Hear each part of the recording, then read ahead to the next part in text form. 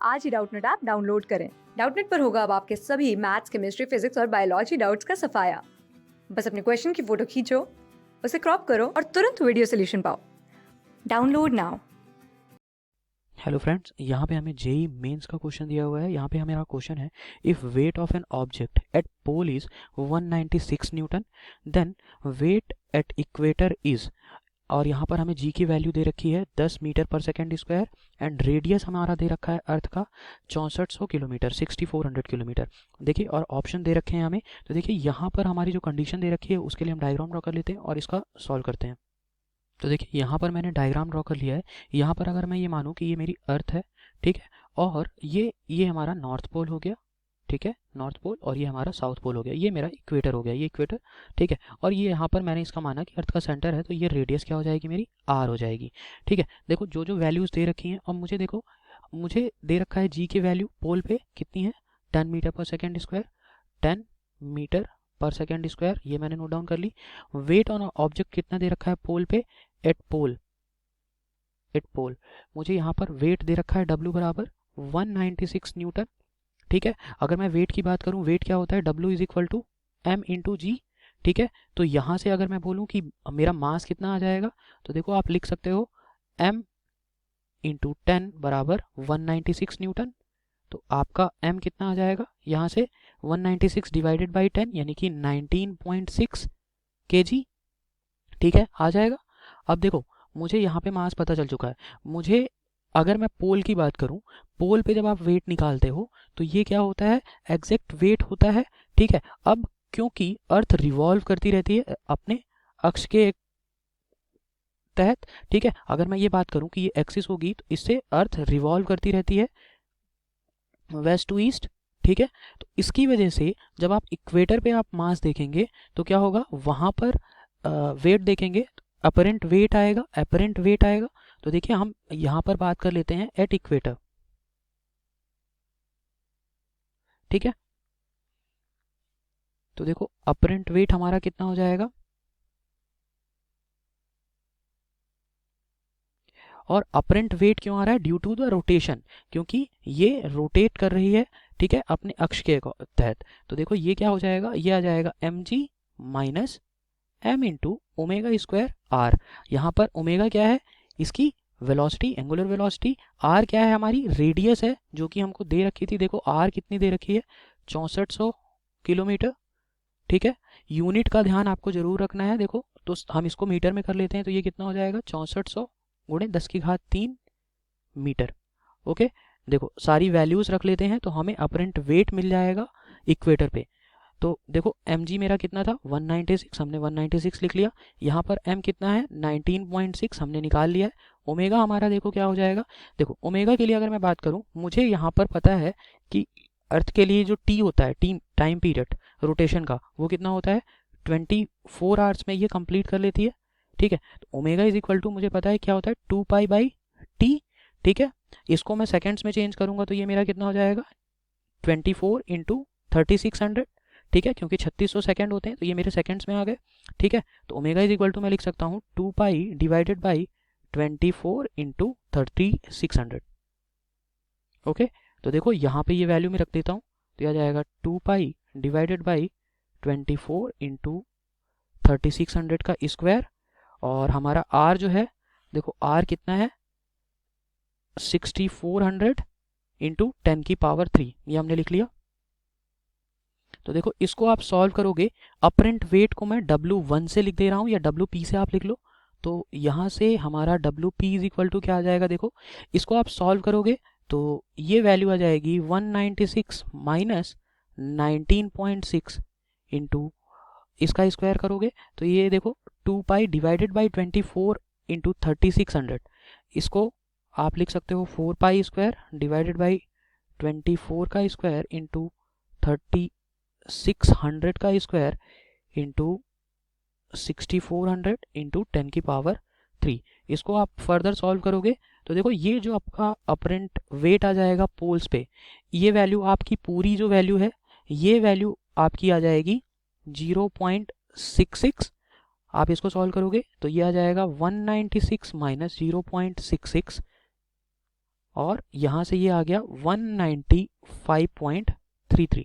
देखो आप इसको कैलकुलेट कर सकते हो बेसिकली, इसका स्क्वायर करोगे तो देखो ये क्या हो जाएगा, 2 जीरो है, 4 जीरो हो जाएंगे, 2 से ये 3 ये जीरो कट गए, एक और जीरो कट जाएगा, ठीक है। और फिर फर्दर आप कट कर सकते हो, तो ये हमारा आंसर कितना आ गया 195.33 न्यूटन, ये हमारा वेट आ जाएगा। देखो हमारा ऑप्शन कौन सा सही है, तो देखो ऑप्शन नंबर सी जो हमारा 195.33 है ये सही आंसर है। Thank you. आज ही डाउटनेट ऐप डाउनलोड करें। डाउटनेट पर होगा अब आपके सभी मैथ्स, केमिस्ट्री, फिजिक्स और बायोलॉजी डाउट्स का सफाया। बस अपने क्वेश्चन की फोटो खींचो, उसे क्रॉप करो और तुरंत वीडियो सोल्यूशन पाओ। Download now. हेलो फ्रेंड्स, यहाँ पे हमें क्वेश्चन दिया हुआ है, in house 15 bulbs of 45 watt, 15 bulbs of 100 watt and 15 bulbs of 10 watt and 2 heaters of 1 kilowatt each is connected to 220 volt main supply, then find minimum fuse current. देखो बहुत ही आसान सा क्वेश्चन है, यहाँ पर हमें फ्यूज करंट निकालना है कि करंट कितना होगा मिनिमम।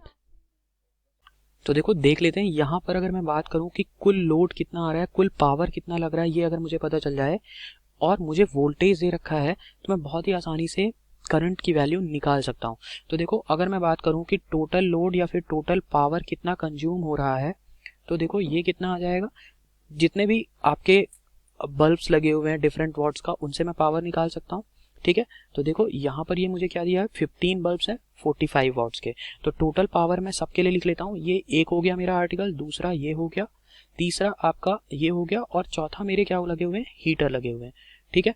तो देखो यहाँ पर मैं बोल सकता हूँ 15 बल्ब्स हैं 45 वाट्स के, प्लस आपके 15 बल्ब्स हैं 100 वाट के, ठीक है, प्लस 15 बल्ब्स हैं 10 वाट के, ठीक है। और देखो सबसे इंपॉर्टेंट बात, यहाँ पे जो हीटर दिया हुआ है ये किलोवाट में दिया हुआ है, तो ये आपको यूनिट का ध्यान रखना है, ठीक है। कितने हीटर्स हैं, 2 हीटर्स हैं, तो यहाँ से मैं बोल सकता हूँ 2 इंटू किलोवाट को हम वाट में चेंज करेंगे तो क्या हो जाएगा 1 इंटू 1000, यानी कि मैं 1000 लिख लूँ, ठीक है, 1000। तो इसको आप सम करोगे तो देखो ये कितना आ जाएगा 45 इंटू 15, ये आ जाएगा 675, प्लस 15 इंटू 100 ये आ जाएगा 1500, प्लस ये कितना हो जाएगा 15 इंटू 10 150, प्लस 2 इंटू 1000 यानी कि 2000 हो गया। इसको आप सम करोगे तो ये आ जाएगा 4325, ठीक है। और क्या होगा, पावर है P इज इक्वल टू लिख सकता हूँ, और ये किस में है, वॉट में, ओके।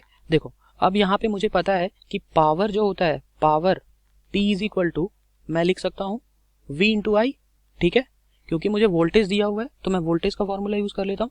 तो देखो यहाँ पे voltage V is equal to दिया हुआ था 220 वोल्ट, ठीक है। तो देखो यहाँ से मुझे पावर भी पता है, वोल्टेज भी पता है, तो मैं करंट निकाल सकता हूँ। तो करंट इज इक्वल टू क्या हो जाएगा, I is equal to P divided by V, ठीक है, और यही हमारा मिनिमम फ्यूज करंट होगा। तो देखो यहाँ से मैं बोल सकता हूँ पावर है मेरा 4325 डिवाइडेड बाई वोल्टेज मेरा 220 वोल्ट है, ठीक है। केवल आपको इस क्वेश्चन में यूनिट का ध्यान देना था कि यहाँ पे ये किलो वाट में दिया हुआ था, बाकी सारा वाट में दिया हुआ था। तो ये कितना आ जाएगा 4325 डिवाइडेड बाई 220, तो इसको आप सॉल्व करोगे तो ये आपका कितना आ जाएगा, देखो 220 से आप 4325 को काट दो 4325, तो ये आ जाएगा 19.66 के अप्रॉक्स, जो कि है लगभग। देखो यहाँ पर ऑप्शंस जो दिए हुए हैं काफ़ी ज़्यादा डिफरेंस है, आप आसानी से इसको सॉल्व कर सकते हो। तो ये हमारा आ जाएगा 20 एम्पियर, ठीक है। तो करंट मेरा कितना आ गया 20 एम्पियर, ये मेरा आंसर हो गया। तो हमारा ऑप्शन नंबर डी 20 एम्पियर सही है। Thank you. आज ही डाउटनेट ऐप डाउनलोड करें। डाउटनेट पर होगा अब आपके सभी मैथ्स, केमिस्ट्री, फिजिक्स और बायोलॉजी डाउट्स का सफाया। बस अपने क्वेश्चन की फोटो खींचो, उसे क्रॉप करो और तुरंत वीडियो सोल्यूशन पाओ। Download now. हेलो फ्रेंड्स, यहाँ पे हमें जेई मेंस का क्वेश्चन दिया हुआ है। यहाँ पर दिया हुआ है, in an adiabatic process volume is doubled, then find the ratio of final average relaxation time and initial relaxation time. और यहाँ पर हमें गिवन है CP by CV is equal to gamma. देखो बहुत ही आसान सा क्वेश्चन है ना। हमें यहाँ पर रिलैक्सेशन टाइम के बारे में बात की गई है और एवरेज निकालना है final relaxation time and initial relaxation time के बारे में। तो देखो मुझे पता है रिलैक्सेशन टाइम क्या होता है, तो देखो रिलैक्सेशन टाइम को मैं RT से लिखता हूँ, ठीक है। तो रिलैक्सेशन टाइम मेरा क्या हो जाता है, टाउ से हम इसको रिप्रेजेंट करते हैं, और टाउ इज प्रोपोर्शनल टू होता है वॉल्यूम डिवाइडेड बाई √T, ठीक है, ठीक है। यहाँ पर टी क्या है, टेम्परेचर है हमारा, और वी क्या है, वॉल्यूम है। देखो ये मुझे एक रिलेशन पता है, और मुझे ये भी पता है कि जो टेम्परेचर होता है ये प्रोपोर्शनल होता है 1/v की पावर गामा -1 के। ठीक है, ये रिलेशन मुझे मालूम है क्योंकि ये प्रोसेस कैसा है, मेरा एडियाबैटिक प्रोसेस है। ठीक है, एडियाबैटिक।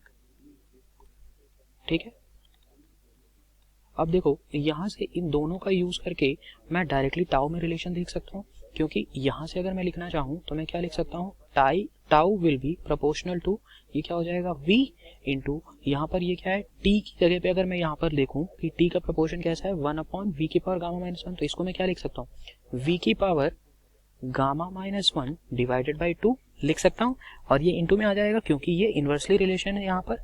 तो यहाँ पर जब मैं लिखूंगा तो ये क्या आ जाएगा, मेरा न्यूमरेटर में आ जाएगा। तो देखो यहाँ से मैं लिख सकता हूँ कि tau will be proportional to v की power 1 plus gamma -1 divided by 2।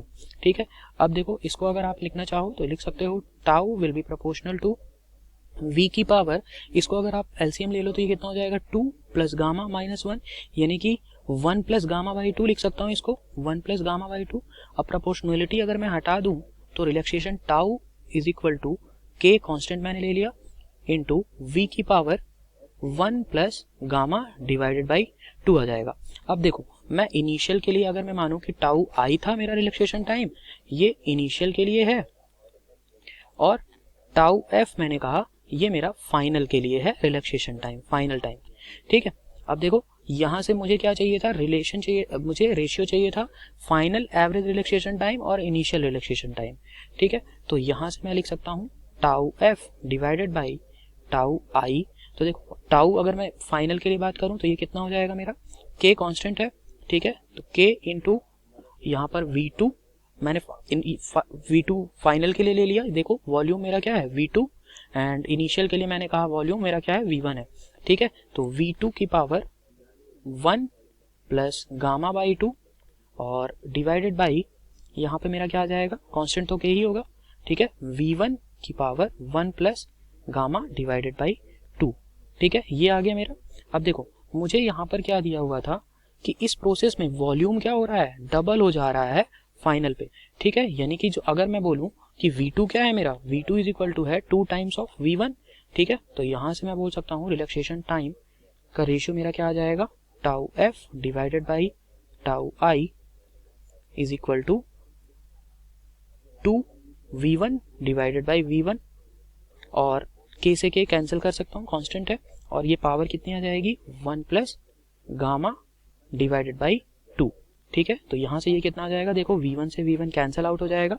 तो डायरेक्टली आप बोल सकते हो कि ये जो tau F divided by tau I आया, रिलैक्सेशन टाइम का रेशियो आया फाइनल टू इनिशियल, ये कितना आ गया, 2 की power 1 plus gamma divided by 2 आ गया। ओके, ये हमारा आंसर हो गया। देखो हम अगर यहाँ बात करें कि हमारा कौन सा ऑप्शन सही है, तो यहाँ पर जो ऑप्शंस दिए गए हैं एनटीए के द्वारा, ये बेसिकली चारों के चारों ऑप्शन गलत हैं। तो ये आपका क्वेश्चन बोनस का क्वेश्चन कहलाएगा, क्योंकि जो आपका आंसर आएगा वो आएगा 2 की power 1 plus gamma by 2, and यहाँ पर देखो कोई भी ऑप्शन मैच नहीं कर रहा है। ठीक है, चारों ऑप्शन जो दिए हुए हैं, एक दिया हुआ है 1/2, दूसरा दिया हुआ है 2, एंड थर्ड दिया हुआ है 1/2 की पावर गामा, एंड जो लास्ट ऑप्शन दिया हुआ है 1/2 की पावर गामा बाई 2 प्लस 1 दिया हुआ है। तो चारों ही ऑप्शन गलत है। तो ये आपका क्वेश्चन जो होगा, ये बेसिकली इसका आंसर हमारा 2 की पावर 1 प्लस गामा बाई 2 ही आएगा। Okay, thank you. आज ही डाउटनेट ऐप डाउनलोड करें। डाउटनेट पर होगा अब आपके सभी मैथ्स, केमिस्ट्री, फिजिक्स और बायोलॉजी डाउट्स का सफाया। बस अपने क्वेश्चन की फोटो खींचो, उसे क्रॉप करो और तुरंत वीडियो सोल्यूशन पाओ। Download now. क्वेश्चन में हमें क्या गिवन है, that a block of mass 10 kg is suspended from a string of length 4 metre when pulled by a force F along horizontal from midpoint. Upper half of string makes 45 degree with vertical. Value of F is. हमें question में क्या पूछा है, that एक block है जिसका मास है 10 kg, उसको मिड पॉइंट से एक फोर्स लगाइए F हॉरिजॉन्टल डायरेक्शन में from mid point, such that जो अपर हाफ ऑफ स्ट्रिंग है वो वर्टिकल से बना रहा है 45 डिग्रीज। तो हमसे पूछा है कि F की वैल्यू क्या होगी। तो अगर हम इस पॉइंट पे फोर्सेस को बैलेंस करें, तो हम देखते हैं कि यहाँ पे एक तो टेंशन होगी स्ट्रिंग में टी, जिसका जो हॉरिजॉन्टल कंपोनेंट होगा that is T sine 45 degree, वो इक्वल टू होना चाहिए एफ के, और जो वर्टिकल कंपोनेंट होगा T cos 45 degree that should be equal to M G, mass into G. तो यहाँ से हमें टी की वैल्यू पता लग जाती है that T by root two equal to 100। So T आ गया हमारे पास 100 रूट टू। अब इस टी की वैल्यू को अगर हम इस इक्वेशन में रख दें तो हमें पता लग जाएगा that 100 root two into sine 45 यानी कि 1 by root two equal to F.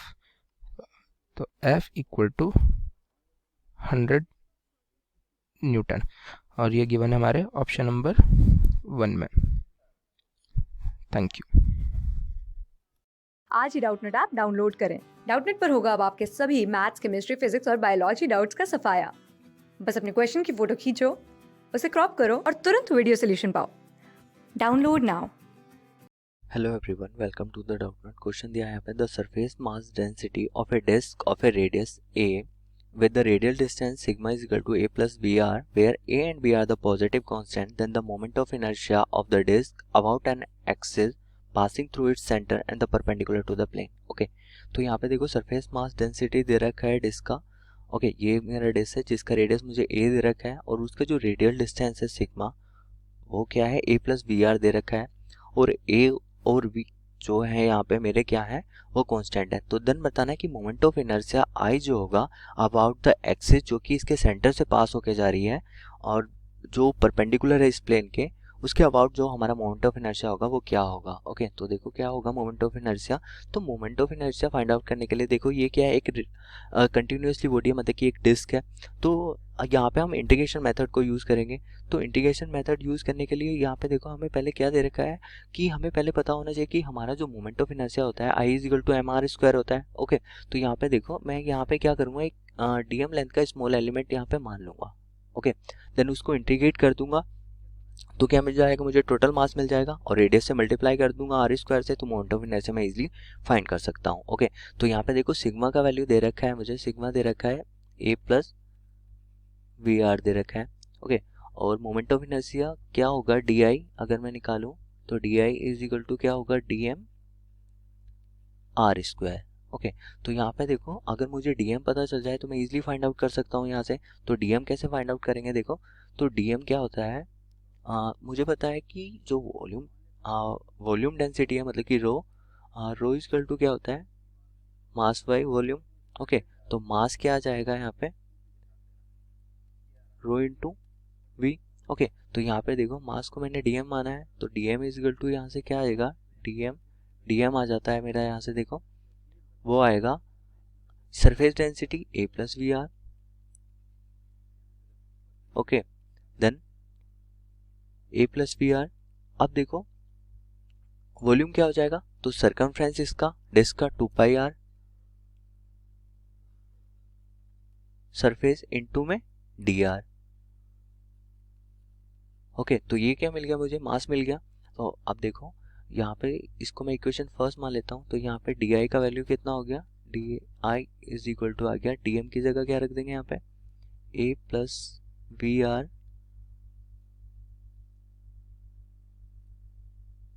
2 pi R into में डी आर और इंटू में आर स्क्वायर। ओके, थोड़ा इसको सिंप्लीफाई करके लिखते हैं, तो ये आ जाएगा D I is equal to A plus we are, और ये कितना हो जाएगा 2 pi are Q, R square into R कितना हो जाएगा आर क्यू इंटू में डी आर। ओके, अब देखो यहाँ पे हम इसका क्या कर देंगे, इंटीग्रेशन कर देंगे, तो ये आ जाएगा D I is equal to integration of a plus we are और इंटू में क्या आ जाएगा 2 pi are q d are. Okay, अब देखो पूरी डिस्क का निकालना था, तो रेडियस कितना है ए, तो डी आई का क्या हो जाएगा आई हो जाएगा, और यहाँ हो जाएगा 0 टू ए, और ये हो जाएगा ए प्लस वी आर और इंटू में क्या आएगा 2 पाई आर क्यू और ये हो जाएगा डी आर। ओके, ये आ गया। तो अब देखो यहाँ पे क्या करेंगे हम लोग, यहाँ पे 2 पाई तो कॉमन ले सकते हैं, तो i इज इक्वल टू क्या आ जाएगा, 2 पाई आउटसाइड आ जाएगा, और लिमिट कहाँ से कहाँ तक है, 0 to a, और ये क्या बचा यहाँ पे a प्लस वी आर, और इनटू में क्या आएगा आर क्यू, और ये हो जाएगा डी आर। ओके, अब देखो यहाँ पे i क्या आ जाएगा 2 पाई, इसको थोड़ा सिंप्लीफाई करके लिखो तो 0 to a, ये कितना हो जाएगा a r q, okay, plus ये हो जाएगा वी आर की पावर 4 इनटू में क्या आ जाएगा डी आर आ जाएगा। ओके, अब देखो इसका इंटीग्रेशन क्या हो जाएगा, i इज इक्वल टू यहाँ से 2 पाई, ओके 2 पाई। अब देखो यहाँ से इंटीग्रेशन करते हैं इसका, तो देखो ए आर क्यूब, ए तो कांस्टेंट है आउटसाइड आ जाएगा, ओके, आर की क्यूब का क्या हो जाएगा यहाँ से आर की पावर 4 डिवाइडेड बाई 4, ओके, और लिमिट कहाँ से कहाँ तक 0 to a, देन यहाँ पे प्लस वी कांस्टेंट है आउटसाइड आ जाएगा, आर की पावर 4 है तो आर की पावर 5 डिवाइडेड बाई 5, और लिमिट कहाँ से कहाँ तक वेरी करेगा 0 to a, ओके। तो अब देखो यहाँ से मैं क्या कर सकता हूँ, तो आई जो मोमेंट ऑफ इनर्शिया आ गया यहाँ से i is equal to 2 pi a, अब देखो r की पावर 4 है तो r की जगह मैं क्या रख दूंगा यहाँ पे a रख दूंगा, तो ये आएगा देखो a की पावर 4 डिवाइडेड बाई 4, और ये पे कितना हो गया माइनस का 0 प्लस v, और ये कितना हो गया r की पावर 5, तो इसे a की पावर 5 अपॉन में 5, और माइनस कितना हो जाएगा 0 हो जाएगा, ओके। तो यहाँ से देखो i इज इक्वल टू कितना हो जाएगा 2 पाई, ओके। अब देखो ये वाली टर्म कितना बचा 2 पाई, इसको मैं क्या लिख सकता हूँ a की पावर 4 डिवाइडेड बाई 4 प्लस ये कितना होगा v a की पावर 5 अपॉन में 5, ओके, ये आ गया। बाकी टर्म कितना हो गया यहाँ पे 0 था, तो यहाँ से देखो i क्या आ रहा है, i आ रहा है 2 पाई, यहाँ से देखो मैं क्या कॉमन लिख सकता हूँ a की पावर 4 भी कॉमन लिख सकता हूँ, तो 2 पाई a की पावर 4, ओके, यहाँ पे क्या बचा a अपॉन में 4, और यहाँ पे क्या कितना बचा a की पावर 4 मैंने आउटसाइड ले रखा, a की पावर 5 है तो ये बचेगा v a अपॉन में 5, ओके। तो यहाँ पे देखो ये क्या आ गया मेरा जो डिस्क है और जो लाइन है उसके सेंटर से पास होके जा रही है, उसके अलोंग मोमेंट ऑफ इनर्शिया आ गया। अब नाउ ऑप्शन में देख लेते हैं, तो ऑप्शन देखो 2 पाई a की power 4 a by 4 v a by 5, तो यहाँ पे जो ऑप्शन फर्स्ट है option first correct for this. Okay, thanks for watching. आज ही डाउटनेट ऐप डाउनलोड करें। डाउटनेट पर होगा अब आपके सभी मैथ्स, केमिस्ट्री, फिजिक्स और बायोलॉजी डाउट्स का सफाया। बस अपने क्वेश्चन की फोटो खींचो, उसे क्रॉप करो और तुरंत वीडियो सोल्यूशन पाओ। Download now. हेलो फ्रेंड्स, यहाँ पे हमें क्वेश्चन दिया हुआ है, देखो जेई मेंस का क्वेश्चन है। यहाँ पर दिया हुआ है cascade Carnot engine is an arrangement in which heat sink of one engine is source for other if higher temperature of one engine is T1 and lower temperature of other engine is T2. Assume work done by both engine is same. देखो बहुत ही important line है कि work done जो दोनों engine से हो रहा है वो सेम है, ठीक है। तो कैलकुलेट करना है lower temperature of first engine. देखो बहुत ही आसान सा क्वेश्चन है, बेसिक आपको यहाँ पर दो टेम्परेचर दिए हुए हैं T1 और T2। आपको दो इंजन जो कि कैस्केड सिस्टम में कनेक्टेड है, यानी कि एक इंजन जिसका सिंक, अगर मैं फर्स्ट इंजन की बात करूं, उसका सिंक जो होगा दूसरे इंजन के लिए सोर्स का काम करेगा, ठीक है। तो देखिए हम ये पूरा कैस्केड सिस्टम बना लेते हैं और इसको सॉल्व करते हैं। तो देखो यहाँ पर मैंने ये पूरा कैस्केड सिस्टम बना लिया है। यहाँ पर दो हीट इंजन है अपना, पहला हीट इंजन ये है हमारा, दूसरा हीट इंजन ये है। देखो यहाँ पर ये मेरा क्या हो गया, पहला सोर्स हो गया फर्स्ट सोर्स, इसका टेम्परेचर है T1, और इसके लिए ये क्या होगा, फर्स्ट इंजन के लिए हमारा ये सिंक का काम करेगा, जिसका टेम्परेचर मैंने मान लिया है T है, ठीक है। अब दूसरा हीट इंजन जो है, ये सिंक का जो है, फर्स्ट का जो सिंक है वो दूसरे वाले हीट इंजन के लिए क्या करेगा, सोर्स का काम करेगा, ठीक है। और ये हमारा सिंक का काम करेगा जिसका टेम्परेचर T2 होगा, ओके। देखो यहाँ से मैं बात करूँ, अगर पहले हीट इंजन से मेरा वर्क डन क्या है W1 और दूसरे हीट इंजन से W2 है, ठीक है। अब देखो ये मैंने मान लिया है कि QH क्या है, देखो क्योंकि टेम्परेचर इसका क्या था T1 था, ये मैंने मान लिया QH है जो कि हीट इंजन पे हीट इन कर रही है, QL जो है फर्स्ट इंजन से सिंक की तरफ जा रही है, ठीक है। यहाँ से अगर मैं बात करूँ, देन T1 टेम्परेचर जो हमारा सिंक है ये सोर्स का काम किया, ठीक है। एंड यहाँ से देखो कितना हीट इंटर करेगी, QL हीट इंटर करेगी एंड QL डैश जो होगी वो फाइनली T2 सिंक पे जाएगी। ठीक है, मुझे यहाँ पर देखो क्या पता है, सबसे बड़ी कंडीशन दे रखी है कि मुझे वर्क डन सेम दे रखे हैं, W1 is equal to W2। ठीक है, दोनों ही हीट इंजन के लिए वर्क डन सेम है। अगर मैं वर्क डन सेम है तो मैं क्या बोल सकता हूँ, देखो work done is equal to मैं क्या लिख सकता हूँ, फर्स्ट इंजन के लिए QH माइनस QL लिख सकता हूँ। ठीक है, क्योंकि नेट वर्क डन क्या होता है, हीट का डिफरेंस। ठीक है, QH माइनस QL। और इसी तरीके से अगर दूसरे हीट इंजन के लिए देखूं तो इसको मैं क्या लिख सकता हूँ, QL माइनस QL। तो देखो मैं QL वाले टर्म को एक तरफ कर लेता हूँ, तो ये कितना आ जाएगा, 2QL बराबर ये क्या हो जाएगा, देखो QH प्लस QL डैश।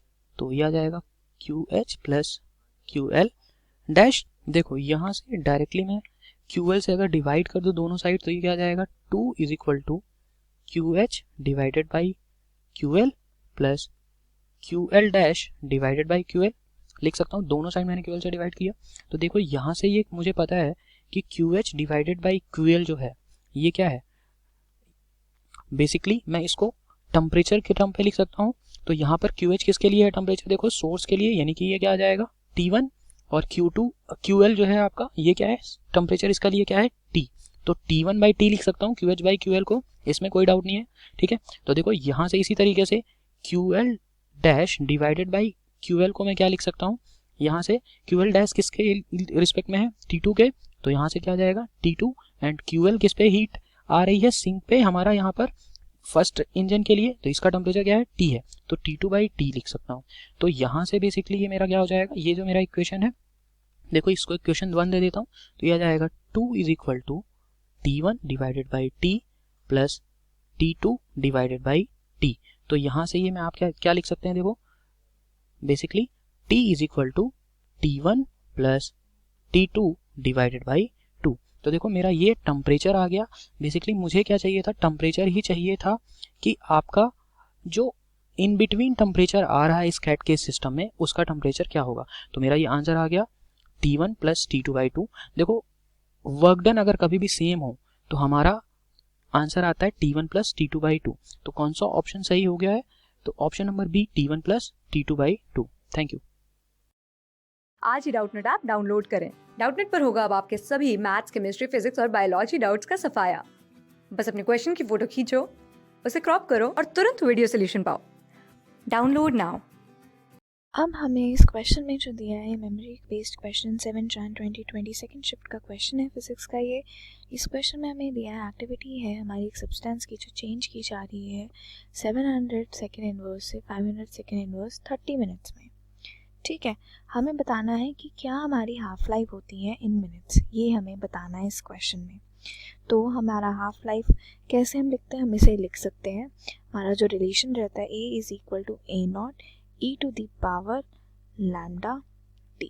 ये डिफाइंड होता है हमारा हाफ लाइफ इस तरीके से। ठीक है, यहाँ से हम इसे लॉग के टर्म में क्या लिख सकते हैं, ln A0 बाय, यहाँ हमारा ये माइनस में रहता है माइनस टी, तो पर अगर हम लॉग उल्टा लेना चाहें इसको इन्वर्स करके तो हम ln लिख सकते हैं A0 bye A T time पे लिख सकते हैं, इसे हम टी पे भी डिनोट कर सकते हैं। ये हमारा बराबर रहता है किसके, लैम्डा टी के।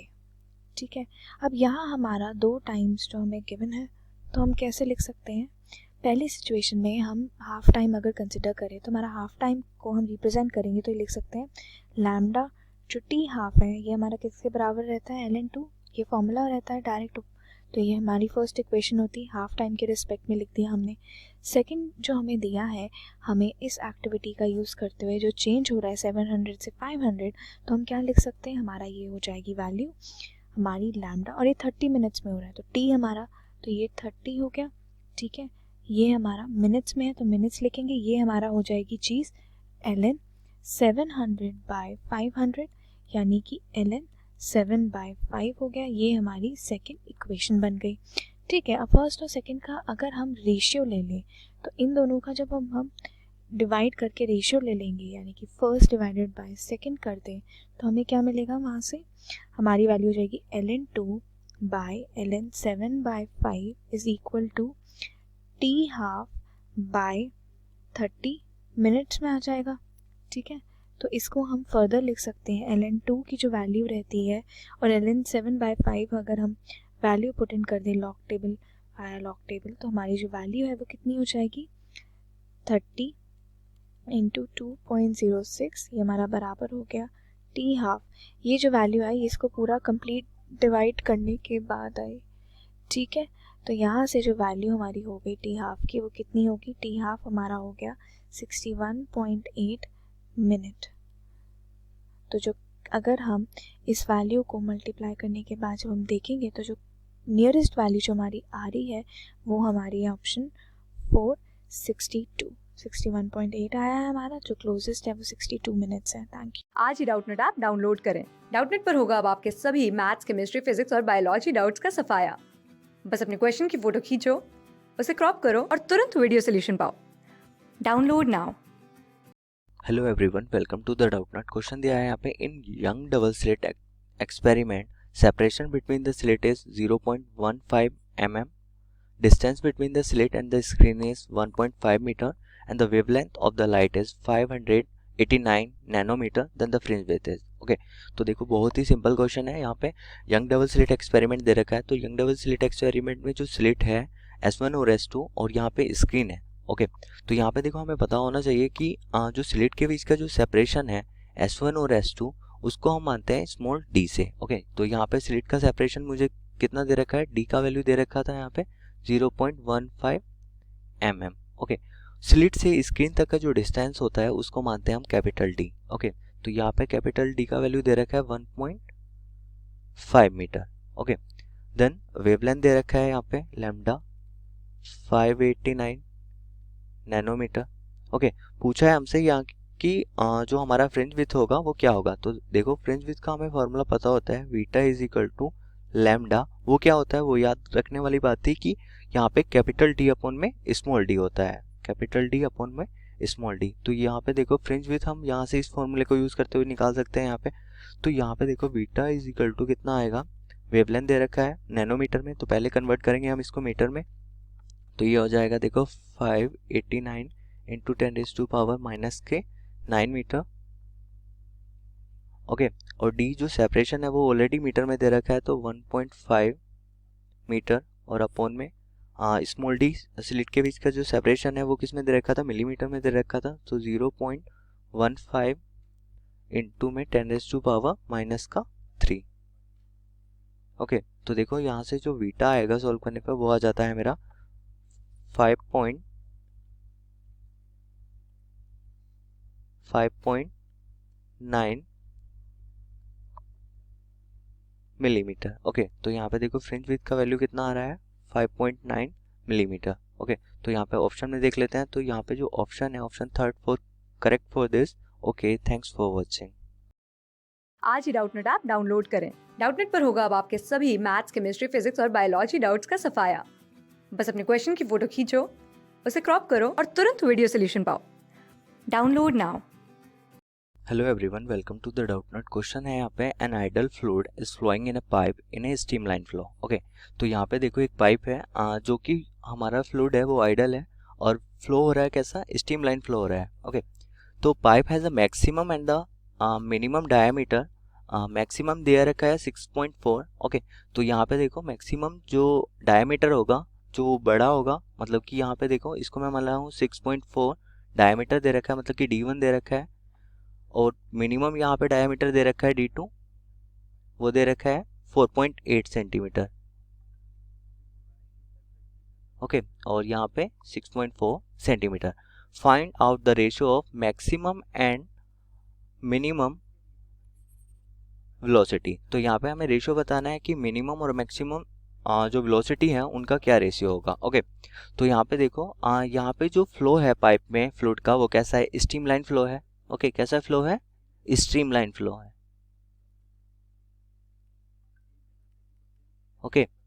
स्ट्रीमलाइन फ्लो है, तो स्ट्रीमलाइन फ्लो होगा तो यहाँ पे ये फॉलो करेगा किसको, इक्वेशन ऑफ कंटिन्यूटी को फॉलो करेगा। So we know the equation of continuity,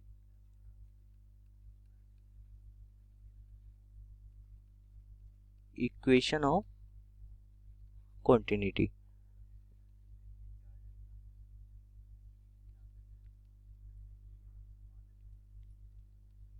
equation of continuity क्या होता है, A1 V1 is equal to A2 V2।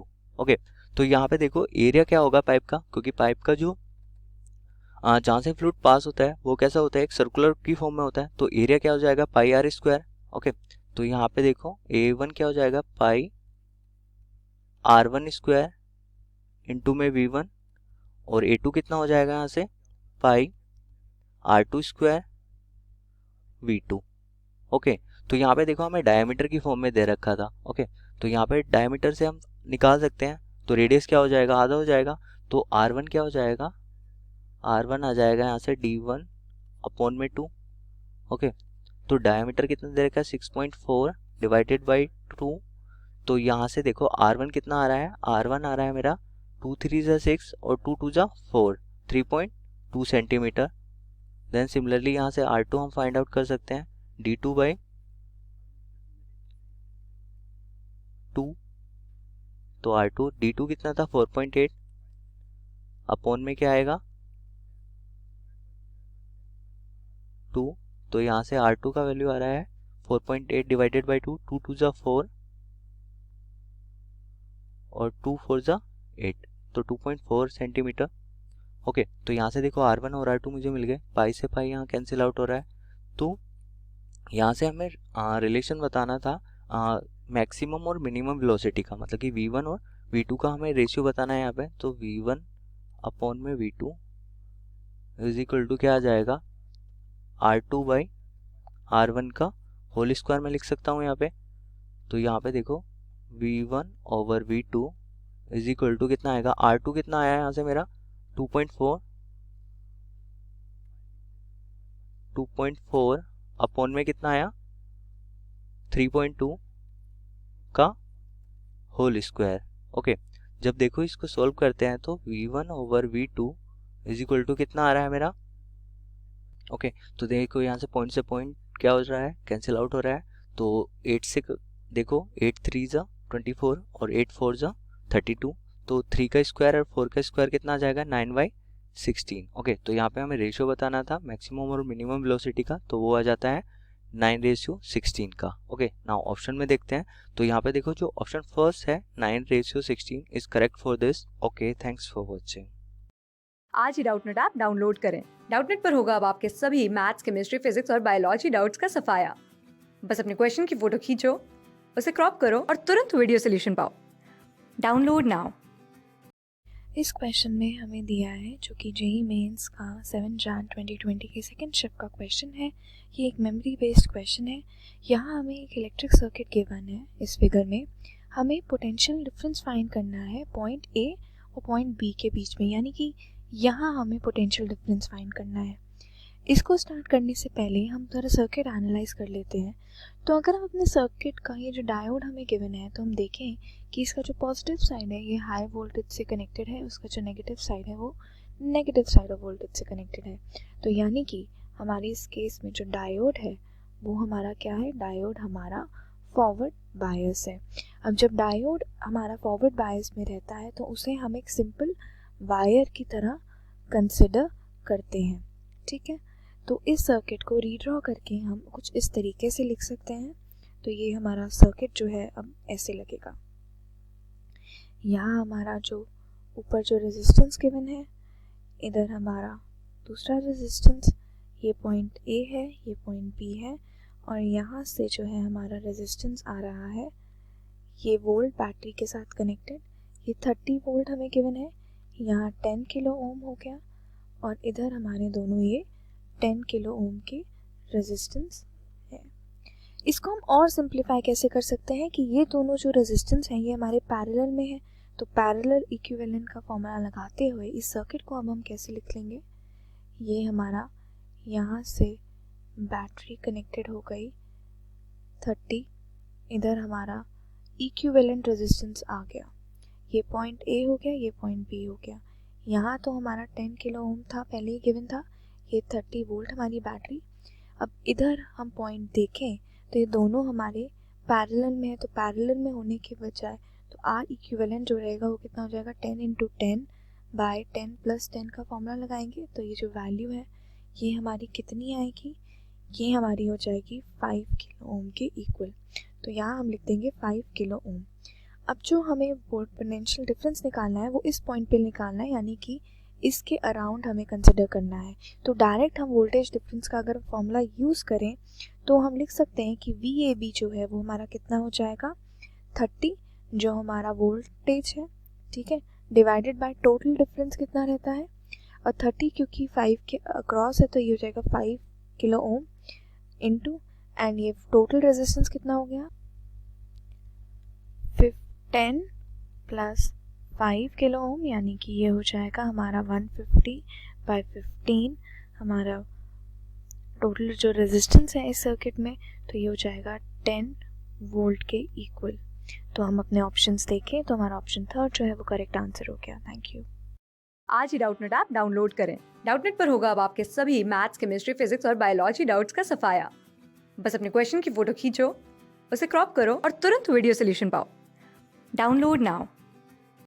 A question is a particle of mass m and positive charge q is projected with a speed of v naught in y direction in the presence of electric and magnetic field are in x direction. ठीक है, यानी एक particle है जिसका मास हमें given है और positive charge q is projected v not in y direction में, यानी इसकी वेलोसिटी दे रखी है, एंड प्रेजेंट्स जो electric field and magnetic field कहाँ पे प्रेजेंट्स है उसमें x डायरेक्शन में। ठीक है, find the instant of time at which the speed of particle become double the initial speed। ठीक है, तो यहाँ से जो इनिशियल स्पीड है एक तरह से हम क्या मान लेते हैं, एक तरह से 0 मान लेते हैं इसकी, और ये हम क्या मान लेते हैं कि स्पेस में x और y डायरेक्शन है। ठीक है, अब यहाँ पे हमें दे रखा क्या है, इसकी वेलोसिटी दे रखी है y डायरेक्शन में, यानी ऊपर की तरफ वेलोसिटी दे रखी है v नॉट। ठीक है, और इसमें जो इलेक्ट्रिक फील्ड और मैग्नेटिक फील्ड की हमें डायरेक्शन दे रखी है यहाँ पे इधर की तरफ, यानी x डायरेक्शन में।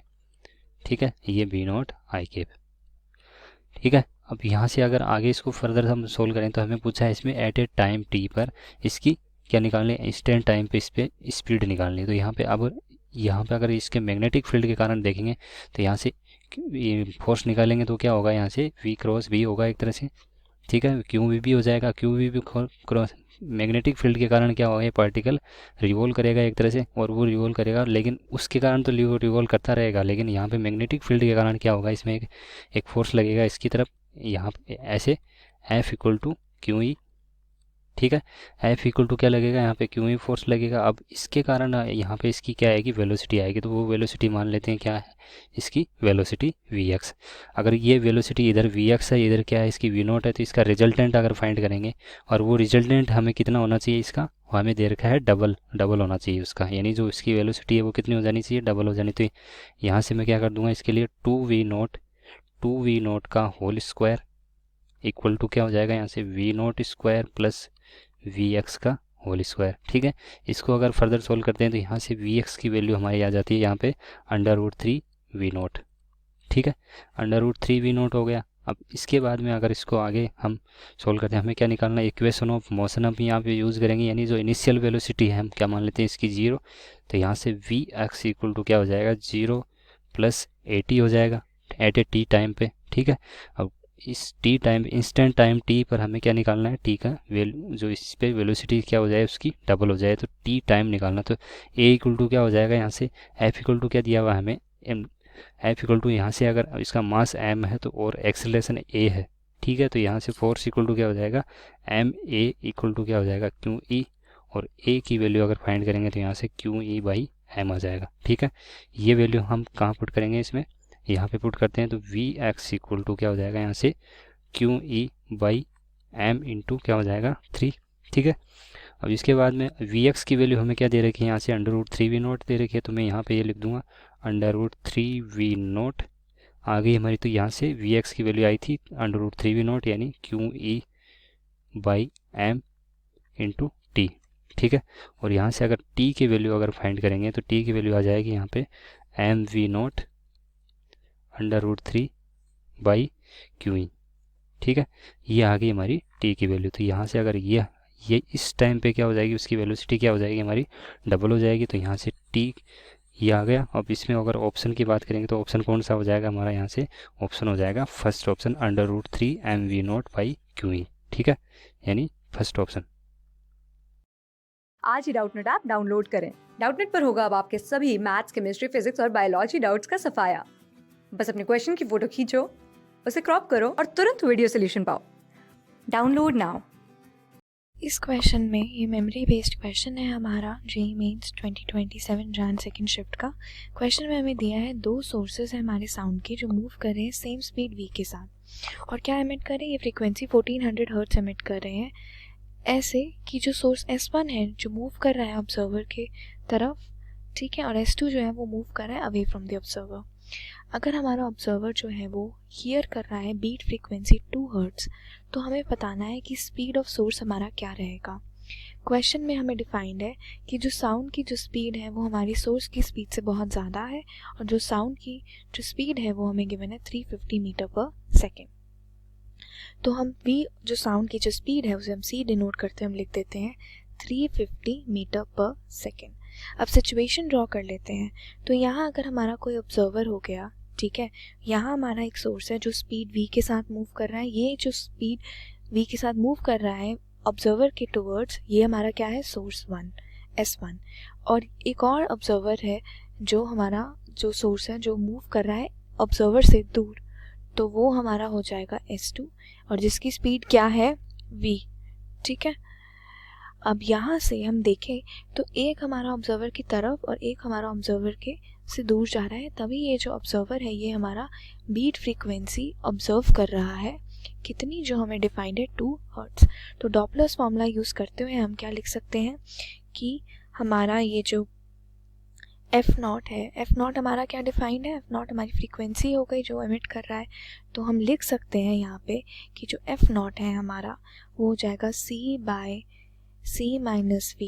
ये वेलोसिटी, ये जो हमारी डॉपलर्स की जो स्पीड है, ये जो वो ऑब्जर्व कर रहा है जो मूव कर रही है towards the observer S1 minus F0, ये हो जाएगा c plus v equal to 2, क्योंकि बीट फ्रीक्वेंसी हमें कितनी गिवन थी, 2 हर्ट्ज।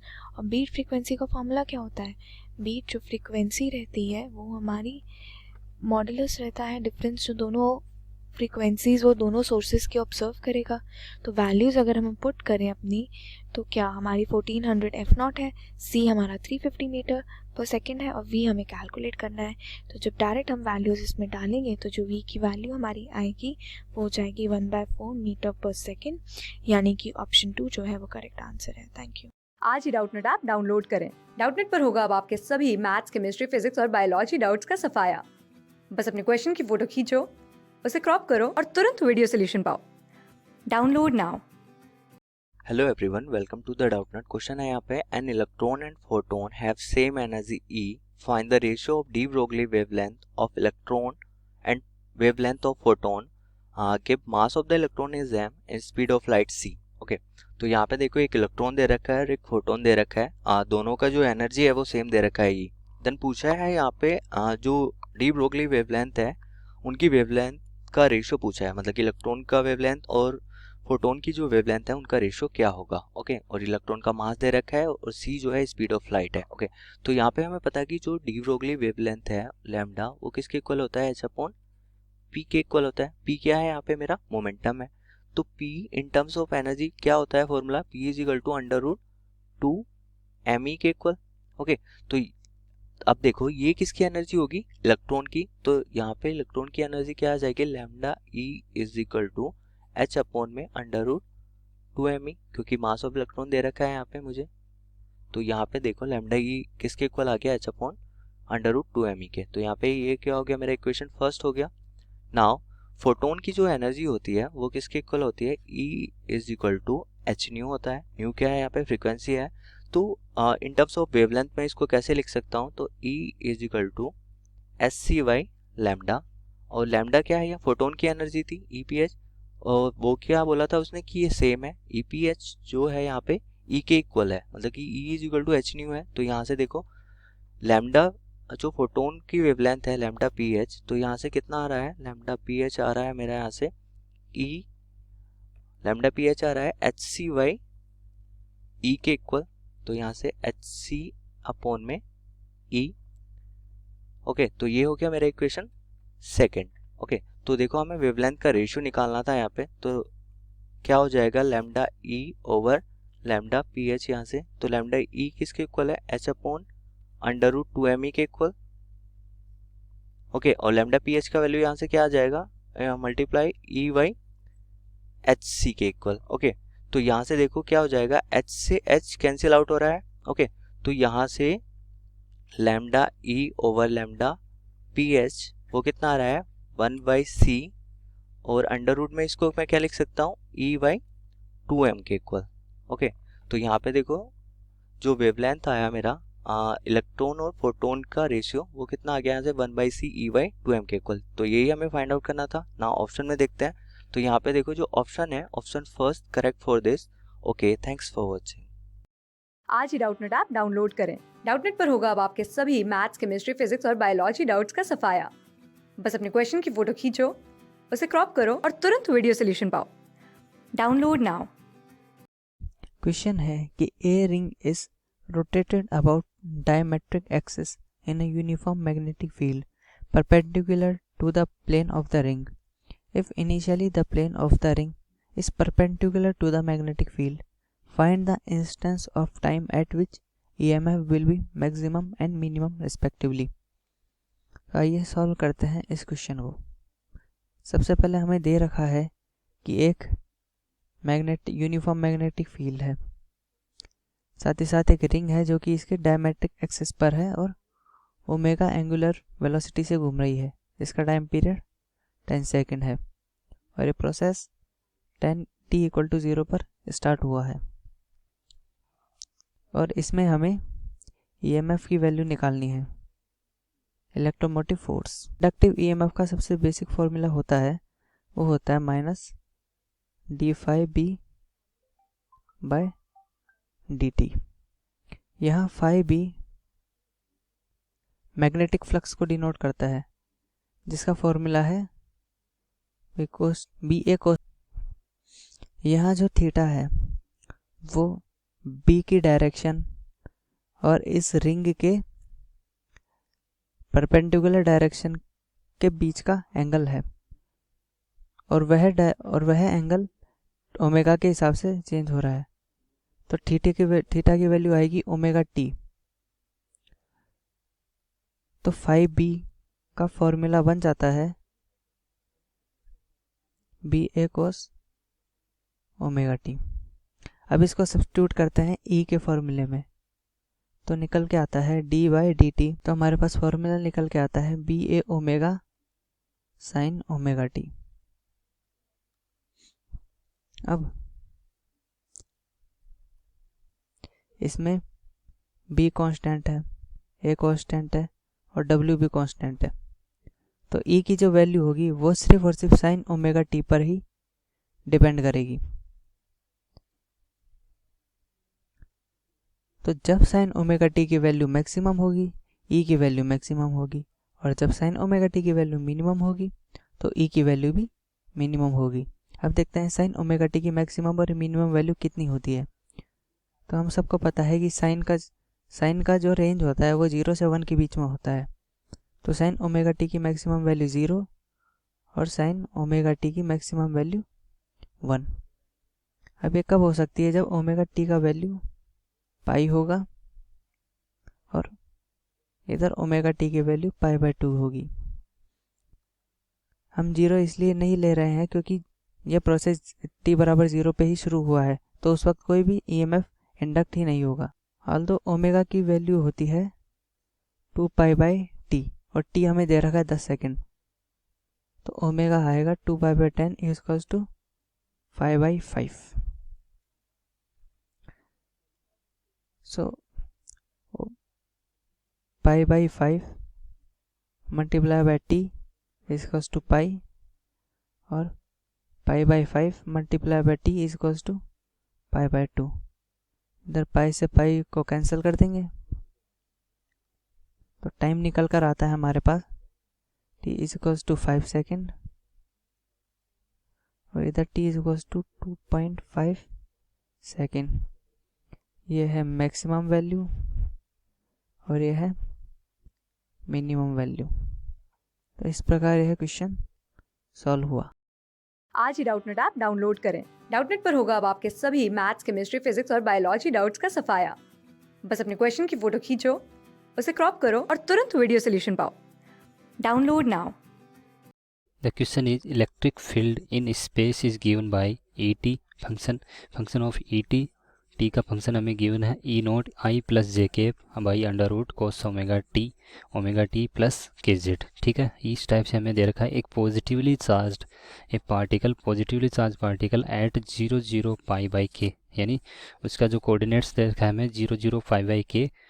ठीक है, उस टाइम पे इट्स गिवन वेलोसिटी, इसकी वेलोसिटी क्या है वी नॉट के केफ है। ठीक है, at T equal to 0 the direction of force acting on particle. तो यहाँ से अगर मान लेते हैं उसमें मैग्नेटिक फील्ड भी क्या होगा एक तरह से बी नॉट मान लेते हैं। ठीक है, तो यहाँ पे अगर देखें तो पहले हम क्या देखते हैं यहाँ से इसका डायग्राम से, यानी अगर ये हमारा कोऑर्डिनेट है एक्स और वाई, तो यहाँ से जो इलेक्ट्रिक फील्ड होगा वो कोई इस टाइप से होगा हमारा यहाँ पे।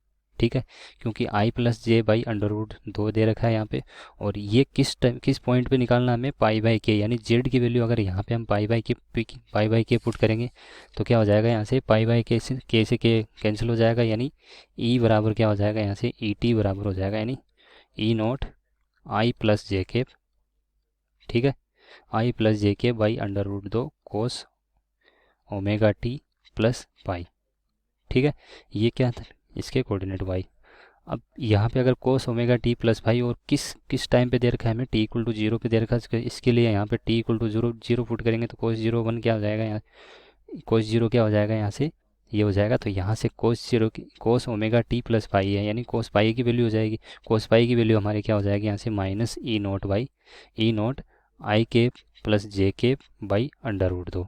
ठीक है, तो ये आ गया हमारा इससे ई टी की वैल्यू। तो इसका मतलब क्या है, इसकी डायरेक्शन की क्या यहाँ पे जो डायरेक्शन क्या आ गई, इलेक्ट्रिक फील्ड की डायरेक्शन आ गई हमारी इसके अपोजिट, यानी जो यहाँ पे अगर इलेक्ट्रिक फील्ड होगा तो वो क्या है आई प्लस जे के बाई अंडर रूट 2 होगा, जो कि जिसकी डायरेक्शन क्या है हमारी इधर है। ठीक है, अभी इलेक्ट्रिक फील्ड की डायरेक्शन है तो इसके कारण जो फोर्स लगेगा, फोर्स एक्ट करेगा वो भी इधर ही करेगा, यानी जो इलेक्ट्रोस्टैटिक फोर्स है वो हमारा क्या होगा यहाँ पे इस टाइप इधर की तरफ होगा। ठीक है, अब बात करते हैं हम किसकी, मैग्नेटिक फील्ड की। तो मैग्नेटिक फील्ड के लिए अगर यहाँ पे देखेंगे तो मैग्नेटिक फील्ड की डायरेक्शन किस टाइप से फाइंड करेंगे आप, F equal to Q V cross B, क्या v क्रॉस b से। अगर v क्रॉस b से हमें क्या दे रखा है, जो वेलोसिटी दे रखी है, वेलोसिटी किस डायरेक्शन में दे रखी है यहाँ पे के कैप डायरेक्शन में दे रखी है, और b की अगर यहाँ से हम फाइंड करेंगे तो b की डायरेक्शन क्या आएगी, अगर e क्रॉस v से हम यहाँ से इसके डायरेक्शन फाइंड करते हैं तो कुछ इस तरह से आएगी, कौन यानी z डायरेक्शन से इस तरह से आएगी। ठीक है, तो यहाँ से अगर देखें तो अगर मैग्नेटिक फील्ड और जो इसकी डायरेक्शन है यानी वो हमें दे रखी है के कैप में जो कि ऊपर की तरफ आ रही है, तो यहाँ पे जो वेलोसिटी की डायरेक्शन तो ऊपर की तरफ दे रखी है, और ये वी नोट, तो इससे अगर वी क्रॉस बी से अगर यहाँ से हम इसकी डायरेक्शन फाइंड करेंगे तो मैग्नेटिक फील्ड की डायरेक्शन भी क्या आ जाएगी, यहाँ से जो मैग्नेटिक फील्ड की डायरेक्शन भी यही आ जाएगी। ठीक है, अब यहाँ से ये आ गई मैग्नेटिक फील्ड। अब ये दोनों फोर्सेस क्या है एक ही डायरेक्शन में कर रहे हैं, और हमें क्या पूछा है direction of acting on A particle. तो जो एक्टिंग ऑन जो पार्टिकल की जो डायरेक्शन होगी वो क्या होगी, एक तरह से इस डायरेक्शन के यहाँ से इधर की वाली डायरेक्शन की क्या होगी, एंटी पैरेलल होगी, यानी ये दोनों क्या है एंटी पैरेलल है। तो यहाँ से जो हमारा इसका ऑप्शन हो जाएगा, ऑप्शन कौन सा हो जाएगा, anti parallel to i plus जे के बाई अंडर रूट 2, यानी ऑप्शन आ जाएगा इसमें 2। ठीक है, आज ही डाउटनेट ऐप डाउनलोड करें। डाउटनेट पर होगा अब आपके सभी मैथ्स, केमिस्ट्री, फिजिक्स और बायोलॉजी डाउट्स का सफाया। बस अपने क्वेश्चन की फोटो खींचो, उसे क्रॉप करो और तुरंत वीडियो सोल्यूशन पाओ। Download now.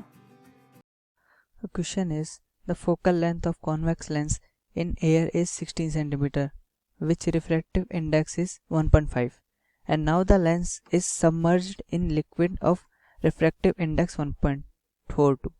So find the ratio of focal length in medium to focal length in air has closest value. तो आइए क्वेश्चन को सॉल्व करते हैं। सबसे पहले हमें गिवन है कि कॉन्वेक्स लेंस की जो फोकल लेंथ है वो एयर के अंदर 16 सेंटीमीटर है, और साथ ही साथ इस ग्लास का रिफ्रैक्टिव इंडेक्स दिया हुआ है 1.5 जो कि एयर के अंदर है। अब हमने कॉन्वेक्स लेंस को इस एक मीडियम के अंदर रख दिया है जिस मीडियम का रिफ्रैक्टिव इंडेक्स 1.42 है। तो हमें यह निकालना है कि जो एयर के अंदर उस लेंस की फोकल लेंथ है और इस मीडियम के अंदर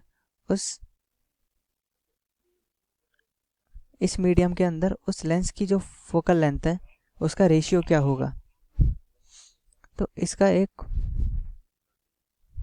तो फोकल लेंथ निकालने का अलग अलग मीडियम के हिसाब से एक फॉर्मूला होता है और वो फॉर्मूला है 1/FA जब लेंस एयर के अंदर हो।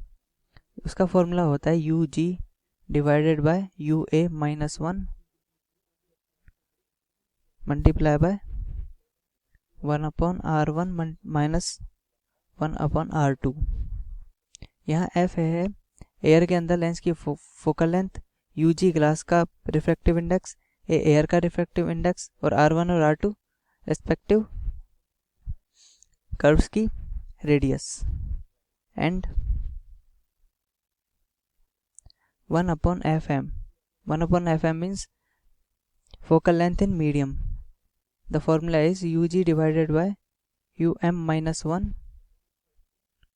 multiplied by 1 minus R1 minus 1 minus R2. Here UM is the refractive index of liquid medium.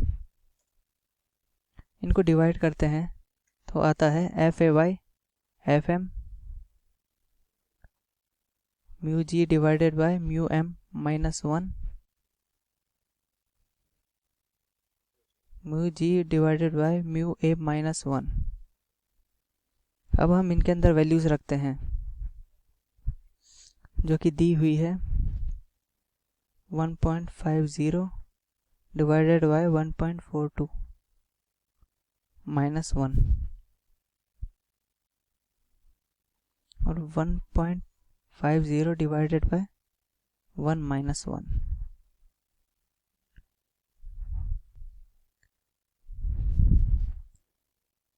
Zero 0.08 divided by 1.42 multiply by 0.5। तो हमें निकालनी है FM डिवाइडेड बाय FA। कोई क्वेश्चन में दिया है कि ratio of focal length in medium to focal length in air, so the value is 1.42 multiply 0.5 divided by 0.08. The value is 8.875, which is nearest closest of 9. So this is the answer.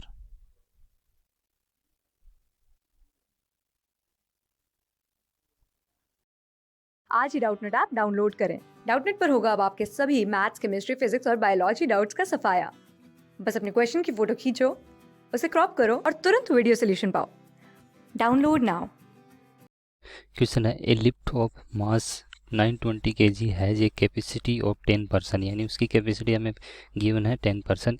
If average mass of person is 68 kg, average mass कितना दिया हुआ हमें given है 68 kg। Friction force between lift and lift shaft is 6000 Newton. ठीक है, इसके बाद में हमें क्या इसमें गिवन है the minimum power of motor required to move the lift upward with constant velocity 3 metre per second, यानी उसकी वेलोसिटी हमें क्या दे रखी है यहाँ पे कांस्टेंट दे रखी है जो कि क्या है 3 मीटर पर सेकंड, जो कि और उसका एक्सेलरेशन क्या हो जाएगा यहाँ पे 0 हो जाएगा। ठीक है, तो यहाँ से अगर देखते हैं इसमें अपने डायग्राम से, ये कोई हमारी क्या है लिफ्ट है।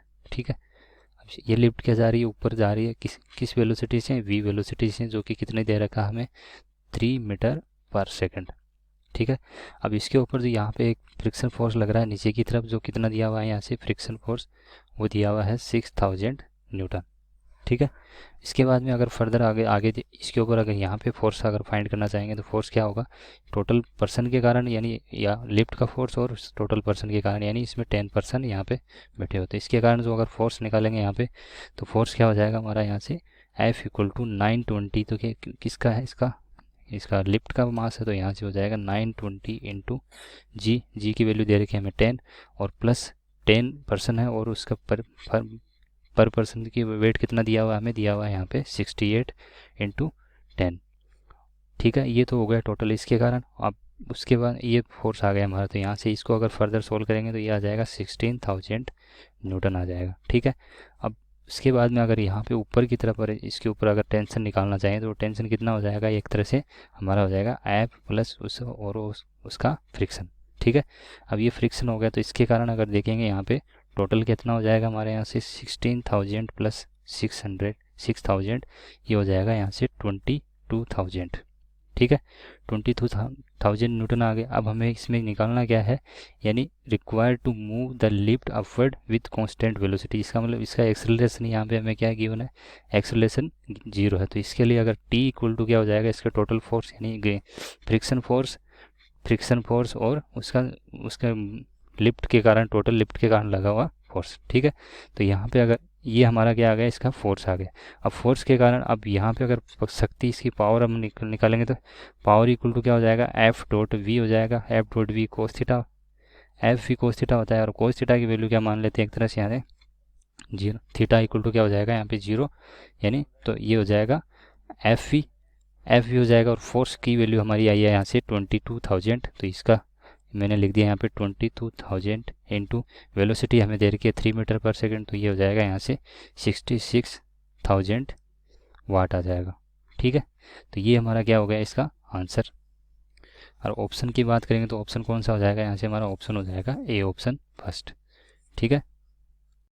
आज ही डाउटनेट ऐप डाउनलोड करें। डाउटनेट पर होगा अब आपके सभी मैथ्स, केमिस्ट्री, फिजिक्स और बायोलॉजी डाउट्स का सफाया। बस अपने क्वेश्चन की फोटो खींचो, उसे क्रॉप करो और तुरंत वीडियो सोल्यूशन पाओ। Download now. आज का जो क्वेश्चन है ये हमारा मेमोरी बेस्ड क्वेश्चन है। 7 Jan 2020 सेकेंड शिफ्ट का क्वेश्चन है। ये क्वेश्चन में हमें एक हिस्टेरेसिस कर्व गिवन है, एक मटेरियल का, जो इस फिगर में गिवन है। हमें बताना है कि जो मटेरियल रिटेंटिविटी, कोवर्सिटिविटी, सैचुरेशन, मैग्नेटाइजेशन, ये सब क्या होंगी। तो एक ये हमारा डायरेक्ट थ्योरेटिकल बेस्ड क्वेश्चन है, इसके लिए बस हमें फिगर का और डिस्क्रिप्शन का पता होना चाहिए। तो पहले तो हम थ्योरीज पे जाते हैं और एक बार रीड्रॉ कर लेते हैं इस डायग्राम को दोबारा से। जो हिस्टेरेसिस कर्व है कि उसमें हमारी ये जो वैल्यूज़ रहती हैं वो कैसे और क्या डिफाइन रहती है। तो ये अगर हमारा एक हिस्टेरेसिस कर्व हो गया, ठीक है। यहाँ पे जो वैल्यूज़ हमारी इस तरीके से जो डिफाइंड है, ये हमारा एक कर्व बीच में हो गया, ठीक है। ये जो वैल्यू रहती है हम इसे, इस पार्ट को, ये जो यहाँ से जो है इसको हम डिनोट कर देते हैं x से, ठीक है। और जो ये वैल्यू है इसको हम डिनोट कर देते हैं z से अगर, ठीक है। और ये जो है हमारा जो एक्स एक्सिस पे जो टच जो यहाँ पे हो रहा है ये हम y रख लेते हैं। ये हमारा h हो गया मैग्नेटाइजेशन, और ये हमारे मैग्नेटिक फील्ड b। तो इससे हम क्या देखते हैं कि यहाँ जो ये x जो पोर्शन का हिस्टेरेसिस कर्व का है वो हमारा डिफाइन करता है रिटेंटिविटी, ठीक है। तो अगर हम फिगर एनालाइज करें, ठीक है, तो ये जो हमें गिवन है रिटेंटिविटी, ये हमारा क्या है, ये हमें 1 टेस्ला गिवन है क्योंकि मैग्नेटिक फील्ड की उस पर, तो ये कितना हो गया 1 टेस्ला। फिर हम दोबारा उस पर जाएँ तो ये जो y होता है, ये जो हमें डिस्क्रिप्शन जो यहाँ पे दे रहा है, ये डिफाइन करता है हमें कोअर्सिविटी, ठीक है। और अगर हम देखें y एक्सिस पे तो ये हमें क्या डिफाइंड है, ये हमें डिफाइंड है 50 एम्पियर, मैग्नेटाइजेशन पे आ रहा है ये, तो हम इसे क्या देखेंगे, इसको हम लिखेंगे 50 एम्पियर पर मीटर, ठीक है। फिर जो ये z है, ये जो हमारा ये जो पार्ट है, ये हमारा डिफाइन क्या करता है, सैचुरेशन मैग्नेटाइजेशन, ठीक है। तो जो z है ये हमारा सैचुरेशन जो अचीव कर रहा है इन मैग्नेटाइजेशन, वो हमारा z पोर्शन डिफाइन करता है, ठीक है। तो ये हमारा क्या हो जाएगा, ये हमारा वैल्यू है 1.5 टेस्ला।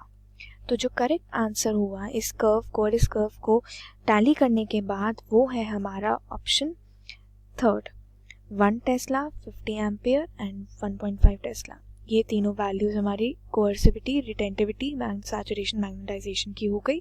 तो ऑप्शन थर्ड जो है वो करेक्ट आंसर है। Thank you. आज ही डाउटनेट ऐप डाउनलोड करें। डाउटनेट पर होगा अब आपके सभी मैथ्स, केमिस्ट्री, फिजिक्स और बायोलॉजी डाउट्स का सफाया। बस अपने क्वेश्चन की फोटो खींचो, उसे क्रॉप करो और तुरंत वीडियो सोल्यूशन पाओ। Download now. ये हमारा मेमोरी बेस्ड क्वेश्चन है 7 Jan 2020 जेईई मेंस के सेकंड शिफ्ट का। क्वेश्चन में हमें एक इंडक्टर गिवन है जिसकी इंडक्टेंस वैल्यू है 10 मिली हेनरी और रेजिस्टेंस है जिसका हमें दे रखा है 5 ओम। तो ये जो वैल्यू है ये हमारी है 5 ओम। ठीक है, इसके बाद ये कनेक्ट दिया है कि कनेक्टेड है एक बैटरी 20 वोल्ट के साथ T0 पे। हमें रेशियो किसका फाइंड करना है? करंट जो सर्किट में होगा T, यहाँ जो वैल्यू है ये T की जो है ये इन्फिनिटी है, टू करंट जो वैल्यू रहेगी हमारी T इक्वल टू 40 सेकेंड। ठीक है, तो ये हमें बताने हैं। ठीक है, यहाँ से अगर हम स्टार्ट करें तो पहले तो हम अगर फिगर बना लें तो ये हमारा सिचुएशन कुछ इस तरीके से, ये हमारा 20 वोल्ट यहाँ पे कनेक्टेड है, ये हमारा रेजिस्टेंस हो गया और ये हमारा इंडक्टेंस है। ठीक है, यहाँ से ये हमारा स्विच हो गया इस तरफ और ये हमने यहाँ पे दिखाया है T इक्वल टू 0। यहाँ हमारा 5 ओम, इंडक्टेंस 10 मिली हेनरी। ठीक है, और बैटरी हमारी कितनी है? 20 वोल्ट। तो इसको एनालाइज करें तो हम क्या देखेंगे कि हमारा I जो है, जो करंट की जो इक्वेशन रहती है वो हमारी डिफाइंड होती है I equal to I not 1 minus e to the power minus t by l into l by r। ये वैल्यू हमारी रहती है। ठीक है, ये हमारा फॉर्मूला रहता है। यहाँ I नॉट हमारा एम्पलीट्यूड रहता है। अब सिचुएशन में अगर अब हम देखें तो हमारा t इक्वल टू इन्फिनिटी, पहले हम इसे वैल्यूज पुट इन करके देख लेते हैं उसके बाद हम देखते हैं। तो यहाँ से अगर हम देखें तो I को हम एक्सपैंड करके और क्या लिख सकते हैं? हमारे I नॉट हम V नॉट और हमें रेजिस्टेंस गिवन है तो इसकी फॉर्म में हम लिख सकते हैं 20/5 I नॉट को रिप्लेस करते हुए 1 minus e to the power minus t by inductance हमारा कितना है? मिली हेनरी में दिया है, इसको हम लिख सकते हैं हेनरी में 0.01/5, रेजिस्टेंस 5 है। ठीक है, ये हमारी इक्वेशन होगी। इसको और सिंप्लीफाई करेंगे तो I हमारा कितना हो जाएगा? 4 1 minus e to the power minus 500 t। ठीक है, अब हमें इन्फिनिटी टाइम पे और t 40 सेकेंड्स पे निकालना है तो हम क्या लिखेंगे? यहाँ से हम लिख सकते हैं कि जो हमारा I इन्फिनिटी पे होगा, जब इन्फिनिटी टाइम हो जाएगा तो ये जो चीज़ 0 हो जाएगी e टू द पावर, तो हम हमारी I की वैल्यू कितनी रहेगी? 4 की। अब इसी I को अगर हम कैलकुलेट करें 40 सेकेंड्स पे जो कि हमें रेशियो के लिए चाहिए तो ये हमारा हो जाएगा 4 1 माइनस e माइनस 500 इंटू 40, क्योंकि 40 सेकेंड्स है तो इसको जब हम और कैलकुलेट करेंगे ये हो जाएगा 4 1 माइनस 1 बाय, ये हम इसे डाउन ले सकते हैं क्योंकि नेगेटिव में, तो ये हो जाएगा e square to the power हम कितना लिख सकते हैं? 1000। ये हमारी पावर आ जाएगी। ठीक है, तो इसको जब हम और सिंप्लीफाई करेंगे तो ये यहाँ से जो वैल्यू हमारी I 40 पे जब होगा उसकी कितनी हो जाएगी? वो हो जाएगी 4 इंटू 1 माइनस, अब हमारी e स्क्वायर e 2.73 होता है, इसका स्क्वायर हम करेंगे तो ये हमारी वैल्यू हो जाएगी 7.29 10,000 ऊपर। तो इसको जब हम बिल्कुल सॉल्व करके जब कैलकुलेट कर लेंगे एग्जैक्ट वैल्यू के लिए तो I40 हमारा आएगा अप्रॉक्सीमेटली, जो इसकी वैल्यू रहेगी वो हमारी अराउंड 4 पॉइंट समथिंग ही रहेगी। तो ये हमारा ज़्यादा डिफरेंस नहीं रहेगा, ये अराउंड समथिंग हम 4 करेंगे क्योंकि कैलकुलेटर एग्जाम में हमारा होता नहीं है तो हम उसी अप्रॉक्सीमेशन के हिसाब से हम लिखेंगे। जब रेशियो फाइंड करना होगा तो हम क्या लिख सकते हैं कि I इन्फिनिटी बाय हमारा कितना हो जाएगा? ये I40, क्योंकि ये कुछ जो वैल्यू है ये 4 से हमारी नेगेटिव माइनस हो रही है तो ये जो वैल्यू लाई करेगी ये हमारी 3 और 4 के बीच की वैल्यू लाई करेगी। बेसिकली 3.5 और 4 के बीच की वैल्यू रहेगी पर क्लोज रहेगी ये 4 के। तो जब ये रेशियो फाइंड करेंगे तो हम लिख सकते हैं कि ये रहेगा हमारा 1, पर ये थोड़ा 1 से ज़्यादा रहेगा, तो ये थोड़ा 1 से जो इसकी वैल्यू रहेगी मोर देन 1, क्या पर? स्लाइटली का मतलब कि थोड़ी सी ज़्यादा रहेगी। तो अगर हम ऑप्शन के हिसाब से अपना देखें तो जो थोड़ा 1 से ज़्यादा हमारी जो वैल्यू क्लोजेस्ट है वो है 1.06। तो जो करेक्ट आंसर हमारा हो गया वो हो गया ऑप्शन 1 1.06। Thank you. आज ही डाउटनेट ऐप डाउनलोड करें। डाउटनेट पर होगा अब आपके सभी मैथ्स, केमिस्ट्री, फिजिक्स और बायोलॉजी डाउट्स का सफाया। बस अपने क्वेश्चन की फोटो खींचो, उसे क्रॉप करो और तुरंत वीडियो सोल्यूशन पाओ। Download now. ये हमारा मेमोरी बेस्ड क्वेश्चन है 7 Jan 2020 सेकेंड शिफ्ट का। यहाँ पे हमें जो वैल्यू जो क्वेश्चन में दिया है वो हमें डायमेंशन फाइंड करना है b² म्यू नॉट के। ठीक है, तो इसकी डायमेंशंस हमें कैलकुलेट करनी है। अब b²/2 म्यू नॉट जो है ये हमारा रिप्रेजेंट क्या करता है, ये हमारा एनर्जी डेंसिटी रिप्रेजेंट करता है। ठीक है, किस में, मैग्नेटिक फील्ड में जब होती है। ठीक है, तो हम यहाँ से इसको फर्दर और सिंप्लीफाई करके कैसे लिख सकते हैं, जब हम एनर्जी डेंसिटी की बात करते हैं तो इसे हम क्या लिख सकते हैं, हम लिख सकते हैं फोर्स इनटू जो हमारा डिस्प्लेसमेंट रहता है। ठीक है, डिस्प्लेसमेंट और डिवाइडेड बाय वॉल्यूम रहता है, तो हम क्या लिख सकते हैं, डिस्प्लेसमेंट का जो क्यूब। ठीक है, तो यहाँ से जो हमारी वैल्यू जो बचेगी वो हो जाएगी डिस्प्लेसमेंट स्क्वायर डिनोमिनेटर में। फोर्स को हम फर्दर क्या लिख सकते हैं, मास इनटू एक्सेलरेशन। ठीक है, तो यहाँ से जो वैल्यू हमारी हो जाएगी m इंटू ए बाय ये हमारा हो जाएगा डिस्प्लेसमेंट स्क्वायर। ठीक है, अब यहाँ से हम लिख सकते हैं मास की तो वैल्यू कैपिटल M हो गई, हमारा एक्सेलरेशन क्या होता है, ये हमारा होता है L(t-2), ये हो गया हमारा L²। डिस्प्लेसमेंट को हम लेंथ की टर्म में लिखेंगे तो डायमेंशन एनालिसिस में ये वैल्यूज़ हमारी ऐसे ही रिप्रेजेंट होंगी। तो जो फाइनल जो हमारी कैलकुलेशन आएगी वो कितनी हो जाएगी, m L-1 t-2, ये होगी हमारी डायमेंशंस। यहाँ पे ये जो हमने वैल्यू लिखी है ये हमारी जो है एक्सेलरेशन की डायमेंशन रिप्रेजेंट करती है और ये हमारी मास की। तो ये फर्दर कैलकुलेशन से जो है जो करेक्ट आंसर आया वो हो गया ml-1 t-2। तो अगर हम अपने ऑप्शंस देखें तो ऑप्शन थर्ड जो है ml-1 t-2 ये हमारा करेक्ट आंसर हो गया। Thank you. आज ही डाउटनेट ऐप डाउनलोड करें। डाउटनेट पर होगा अब आपके सभी मैथ्स, केमिस्ट्री, फिजिक्स और बायोलॉजी डाउट्स का सफाया। बस अपने क्वेश्चन की फोटो खींचो, उसे क्रॉप करो और तुरंत वीडियो सोल्यूशन पाओ। Download now. सो गाइस, हमारे पास ये JEE मेन 2020 शिफ्ट 2 का 7 जनवरी शिफ्ट 2 का ये क्वेश्चन है हमारे पास, जो कि कैपेसिटर से रिलेटेड एक प्रॉब्लम है। इसमें बोल रहा है कि एक कैपेसिटर है जो कि 60 पिकोफैरेड का है, उसको चार्ज किया जा रहा है 20 वोल्ट की बैटरी के थ्रू। इसके बाद बैटरी को रिमूव कर दिया जाता है, जिससे कैपेसिटर जब फुल चार्ज हो जाता है तो उसको रिमूव कर दिया जाता है बैटरी को, और जो चार्ज कैपेसिटर है उसको कनेक्ट कर दिया जाता है एक दूसरी आइडेंटिकल अनचार्ज कैपेसिटर के साथ। ठीक है, सो हमें इस केस में बताना है कि जो हीट लॉस होगा नैनोजूल के फॉर्म में वो कितना होगा। सो यहाँ पर हम मान के चलते हैं कि एक कैपेसिटर कुछ इस तरह से है।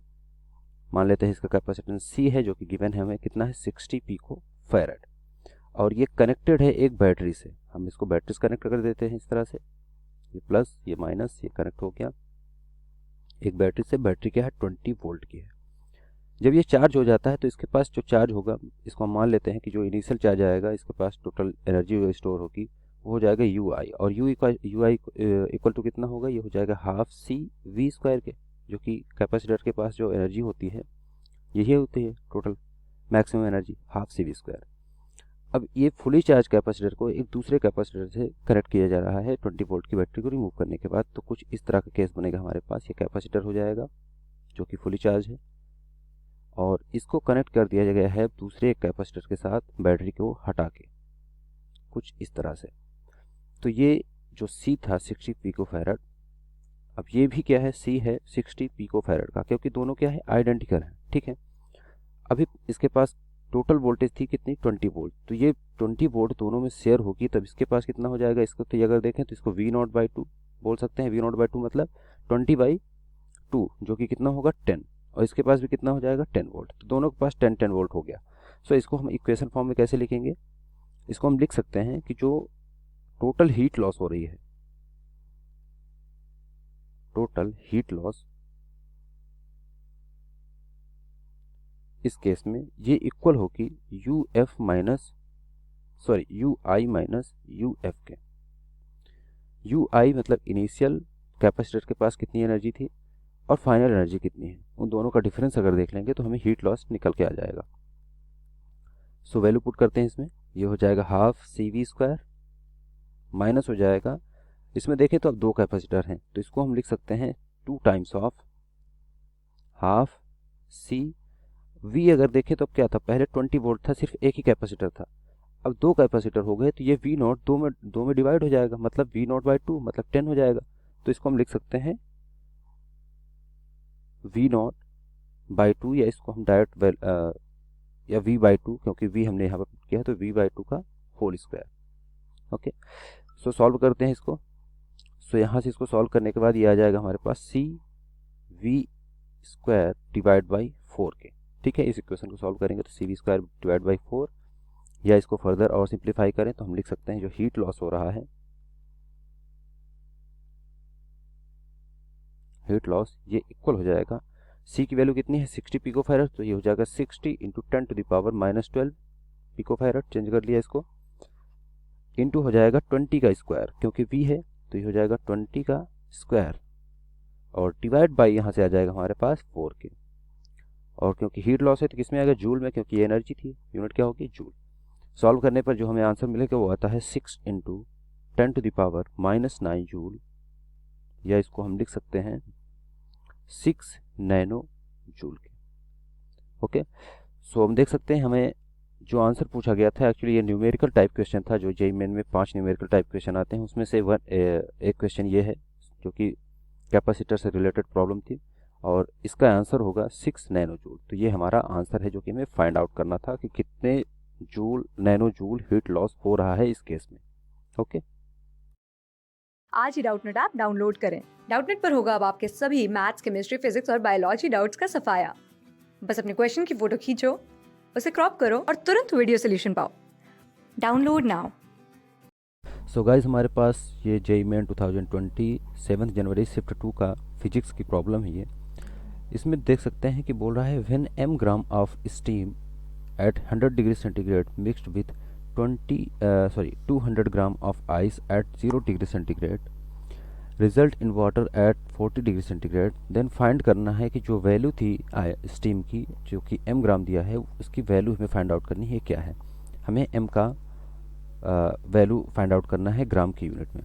इसके लिए कुछ चीज़ें गिवन है हमें, जैसे कि latent heat of fusion given है LF जो कि 80 कैलोरी पर ग्राम है, लेटेंट हीट ऑफ वेपराइजेशन है जो कि LV है 540 कैलोरी पर ग्राम, और स्पेसिफिक हीट ऑफ वाटर जो कि CW है वो है 1 कैलोरी पर ग्राम पर डिग्री सेंटीग्रेड। सो सॉल्व करते हैं, क्वेश्चन काफ़ी इजी है। हम जानते हैं कि ये क्या हो रहा है कि स्टीम से पहले ये कन्वर्ट होगा, ये वाटर में हो रहा है कन्वर्ट, और इसके साथ साथ ही जो आइस है ये स्टीम हो गया और ये वाटर हो गया, स्टीम से वाटर में, और आइस भी किस में कन्वर्ट हो रहा है वाटर में। ठीक है, तो वाटर के रिस्पेक्ट में ही हमें देखने हैं दोनों चीज़ें। तो जो इक्वेशन होगी हमारी वो क्या हो सकती है कि m of ice, mass of ice into latent heat of fusion, क्योंकि आइस क्या होगी फ्यूज़ होगी, तो latent heat of fusion plus हो जाएगा mass of ice, again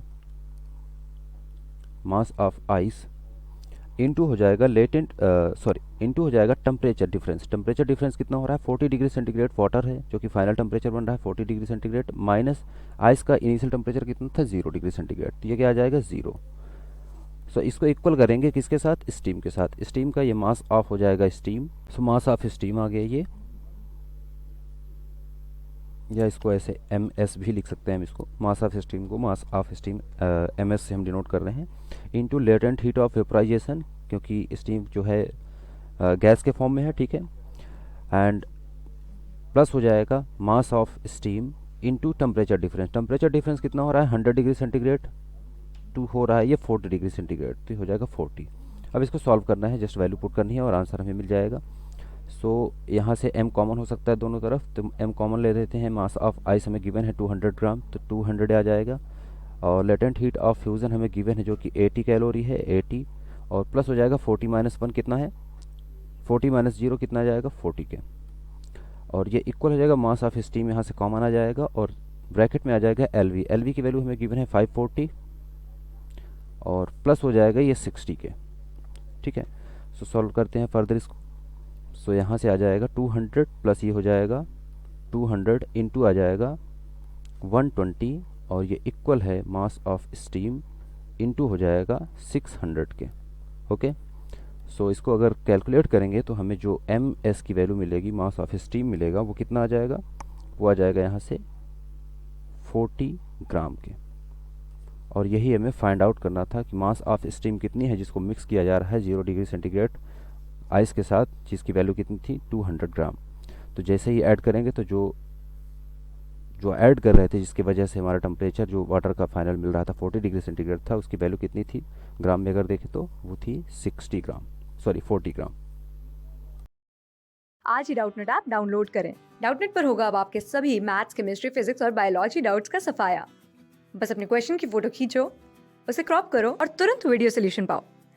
download now.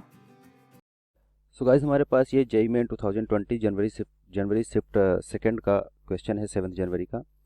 सो इसमें दिया है कि एक सॉलिड क्यूब है जिसकी साइड ए है, जैसा कि फिगर में हम देख सकते हैं ए साइड का ये क्यूब है। इसमें बोला गया है find maximum value of 100 b/a for which the block does not topple before sliding. Slide से पहले वो टॉपल नहीं करना चाहिए, ऐसा इसमें कंडीशन गिवन है हमें।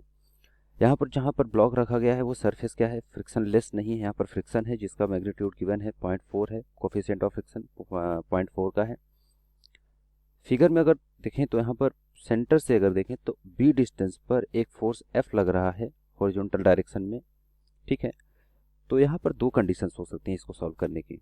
इसको क्वेश्चन को हम दो तरीके से सॉल्व कर सकते हैं। यहाँ पर दो कंडीशन है, दो तरीके सॉल्व नहीं कर सकते, एक्चुअली दो कंडीशंस हैं, दो केस हैं। पहला केस ये है कि हम यहाँ मान के चलें क्योंकि टॉपल करना भी है और स्लाइड भी हो रहा है, ठीक है, तो दोनों से बचना है हमें। तो पहले यहाँ पर क्वेश्चन में बोला जा रहा है कि पहले वो स्लाइड हो उसके बाद टॉपल होना चाहिए, ठीक है। तो स्लाइड के लिए कंडीशन क्या हो सकती है, जो मैक्सिमम फोर्स होगा या लिमिटिंग फ्रिक्शन, जिसको लिमिटिंग फोर्स हम बोल रहे हैं अगर, तो क्या हो सकता है अगर देखें तो यहाँ पर नॉर्मल फोर्स ऊपर की तरफ वर्टिकल डायरेक्शन, और mg जो होगा इसका वेट होगा ब्लॉक का, अगर मास m मान के चलें ब्लॉक का तो mg नीचे की तरफ आएगा। तो हम लिख सकते हैं यहाँ पर कि जो मैक्सिमम फोर्स हो सकता है हॉरिजॉन्टल फोर्स जो अप्लाई किया जा सकता है या लिमिटिंग फोर्स इसको हम बोलेंगे FL इक्वल टू हो जाएगा म्यू टाइम्स ऑफ mg के। Let's say equation first. Second case ये है कि हम ये मान के चलें कि जो पॉइंट A है इसको मान लेते हैं, ये पॉइंट A है, इस कॉर्नर को A पॉइंट हम मान के चलते हैं।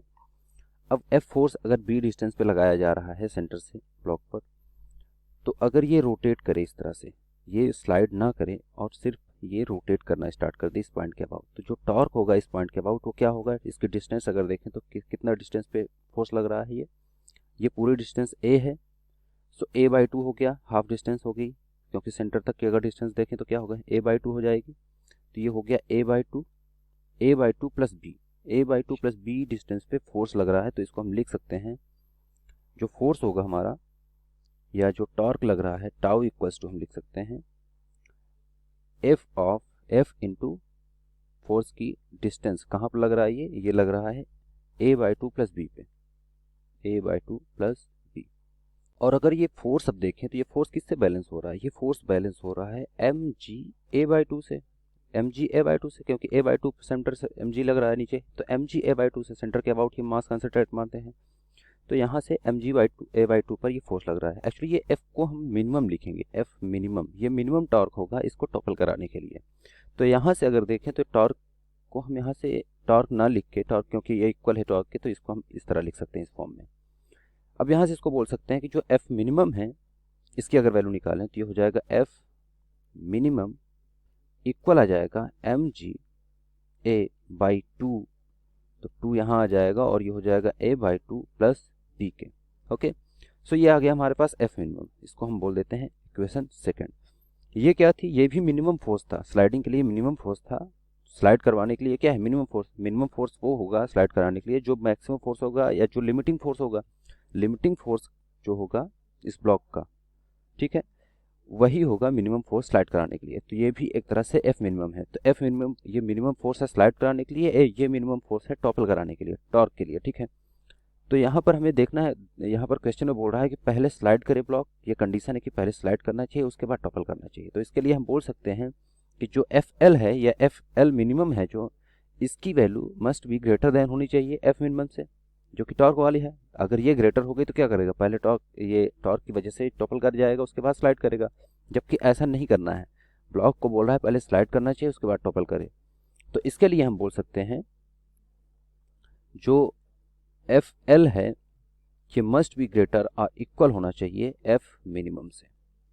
ओके, सो वैल्यू पुट करते हैं इसके इक्वेशन में। यहाँ से आ जाएगा एफ एल की वैल्यू हमारे पास mu times of m g greater or equal होगा एफ मिनिमम की वैल्यू है हमारे पास m g a by two into a by two plus b के।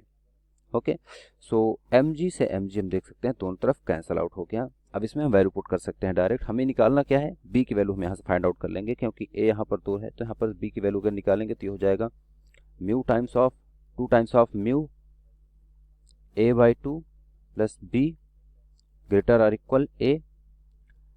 सो या इसको हम ऐसा लिख सकते हैं, ये हो जाएगा यहाँ से mu of A by two plus mu of B greater or equal होगा, सॉरी यहाँ से करेंगे तो ये साइन रिवर्स हो जाएगा, ये आ जाएगा less or equal than A, ये हो जाएगा less or equal than A by two के। सो यहाँ से हम म्यू की वैल्यू अगर देखें तो म्यू कॉमन है यहाँ दोनों में, तो म्यू यहाँ से बाहर निकाल सकते हैं या म्यू की वैल्यू पुट कर देते हैं डायरेक्ट यहाँ से। तो क्योंकि हमें बी की वैल्यू निकालनी है तो इसको इस तरफ कर सकते हैं म्यू की वैल्यू रख के। तो यहाँ से जो बी की वैल्यू आएगी वो must be less or equal आ रही है 3 टाइम्स ऑफ ए बाई 4 के। अब इसको अगर देखें ध्यान से तो ये जो वैल्यू मिल के आ रही है इसकी अकॉर्डिंग अगर देखें तो जो बी की जो वैल्यू आ रही है 3/4 है, जबकि साइड इसकी दे रखा है ए है सिर्फ। मतलब जो 3/4 है 3/4 जो डिस्टेंस है वो कहाँ पहुँच जाएगी, इस ब्लॉक के जो लिमिट है या जो ज्योमेट्री है इसके बाहर जा रही है, इसके डायमेंशन से बाहर जा रही है। मतलब बोला जा रहा है कि बी पॉइंट यहाँ पर एग्जिस्ट करता है, जो कि पॉसिबल नहीं है। फोर्स तो हमें ब्लॉक पे ही लगाना है। इस वजह से हम क्या बोल सकते हैं कि जो मैक्सिमम लिमिट हो सकती है, जो मैक्सिमम डिस्टेंस हो सकती है बी की, वो क्या हो सकती है ए बाई टू, क्योंकि सेंटर से डिस्टेंस हम मेजर कर रहे हैं। तो जो बी की मैक्सिमम वैल्यू हो सकती है इसको यहाँ से न करके यहाँ पर होगी, और फोर्स जो लगेगा वो एज पे लगेगा, टॉप ऑफ एज पे। ठीक है, तो ये बी की वैल्यू हमारे पास आ गई कितनी, ए बाई टू के। सो यहाँ पर अगर बी की वैल्यू, और हमसे पूछा क्या गया है क्वेश्चन में कि मैक्सिमम वैल्यू बतानी है हमें 100 बी बाई ए की। सो यहाँ पर वैल्यू पुट कर देते हैं। सो यहाँ से आ जाएगा हमारे पास max value of 100 b by a equal हो जाएगा 100 इंटू बी की वैल्यू है a by two. So a by two into a कितना आ गया, ये 50 के। और यही होगा हमारा आंसर जो कि पूछा गया इस क्वेश्चन में। तो ये न्यूमेरिकल बेस्ड क्वेश्चन था JEE 2020 7 जनवरी शिफ्ट 2 का। सो ये क्वेश्चन हमारा सॉल्व हो चुका है। आज ही डाउटनेट ऐप डाउनलोड करें। डाउटनेट पर होगा अब आपके सभी मैथ्स, केमिस्ट्री, फिजिक्स और बायोलॉजी डाउट्स का सफाया। बस अपने क्वेश्चन की फोटो खींचो, उसे क्रॉप करो और तुरंत वीडियो सोल्यूशन पाओ। Download now. सो गाइस हमारे पास ये क्वेश्चन है JEE 2020 7 जनवरी शिफ्ट 2 का क्वेश्चन है, जो कि वेक्टर से रिलेटेड प्रॉब्लम है। इसमें बोल रहा है magnitude of resultant of 2 vectors P and Q is equal to magnitude of P। Find the angle between Q and resultant of 2P and Q। So पहले हम क्या करेंगे, वेक्टर्स बना लेते हैं, डायरेक्शनल वेक्टर जो कि हैं। सो ये हो गया हमारा लेट से Q, वेक्टर Q है ये हमारा, और ये हम मान लेते हैं ये हमारा वेक्टर P है। हम क्यों इस तरह से बना रहे हैं, इसका रीज़न है, देखते हैं। ये हमारा वेक्टर हो गया लेट से P। सो ये Q हो गया और ये P हो गया।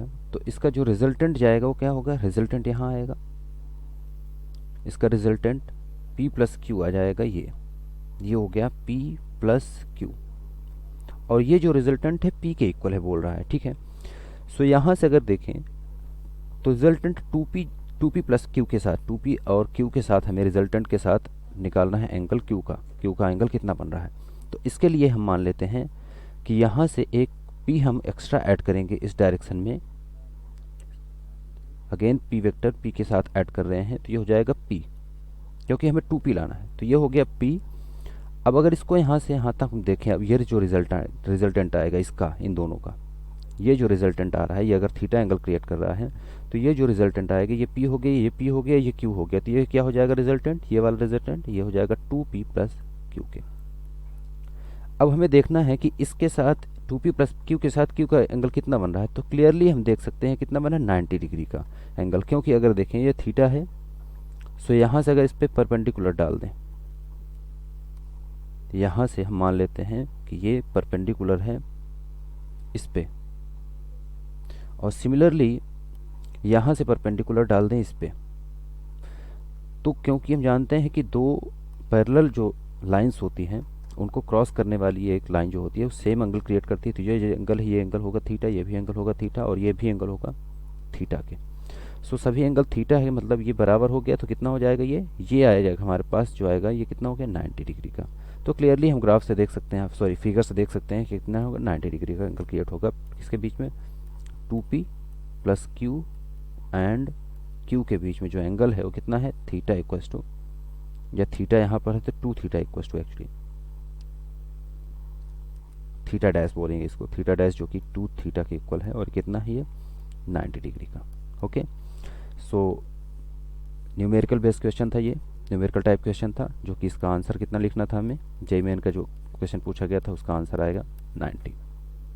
आज ही डाउटनेट ऐप डाउनलोड करें। डाउटनेट पर होगा अब आपके सभी मैथ्स, केमिस्ट्री, फिजिक्स और बायोलॉजी डाउट्स का सफाया। बस अपने क्वेश्चन की फोटो खींचो, उसे क्रॉप करो और तुरंत वीडियो सोल्यूशन पाओ। Download now. सो गाइस हमारे पास जेईई 2020 जनवरी शिफ्ट सेकंड का क्वेश्चन है। इस क्वेश्चन में बोल रहा है a battery of unknown EMF connected to a potentiometer has balancing length 560 centimetre. तो देख सकते हैं हमारे पास जो फर्स्ट फिगर है इसमें हम 560 सेंटीमीटर में बैलेंस देख सकते हैं कहाँ हो रहा है 560 सेंटीमीटर पे हो रहा है। फिर बोला जा रहा है if a resistor of resistance 10 ohm is connected in parallel with the cell the balancing length change by 60 centimetre. अब इसके साथ पैरेलल में एक 10 ओम का रजिस्टर ऐड करने से क्या हो रहा है कि जो बैलेंसिंग लेंथ है वो रिड्यूस हो जा रही है, मतलब कम हो जा रही है, कितना 60 सेंटीमीटर कम हो रही है। मतलब कितना बचा अब लेंथ 560 से 60 कम हो गया, मतलब 500 सेंटीमीटर बचा। फिर बोल रहा है if the internal resistance of the cell is n by 10 ohm then the value of n is, n की वैल्यू हमें फाइंड आउट करना है कि कितनी होगी। सो इसके लिए हम अगर देखें तो पहले कंडीशन क्या थी कि यहाँ पर रजिस्टर कनेक्टेड नहीं था, क्योंकि हम देख सकते हैं पोटेंशियोमीटर के साथ बाद में 10 ओम का रजिस्टर कनेक्ट किया जा सकता है। तो फर्स्ट कंडीशन जो है फर्स्ट केस ये फिगर ए है, इसको हम फिगर बी बोल सकते हैं। तो फिगर ए में अगर देखें फ्रॉम ए में अगर देखें तो 10 ओम का रजिस्टर पहले कनेक्टेड नहीं था पैरेलल में, तो जो बैटरी का ईएमएफ होगा so EMF of battery EMF of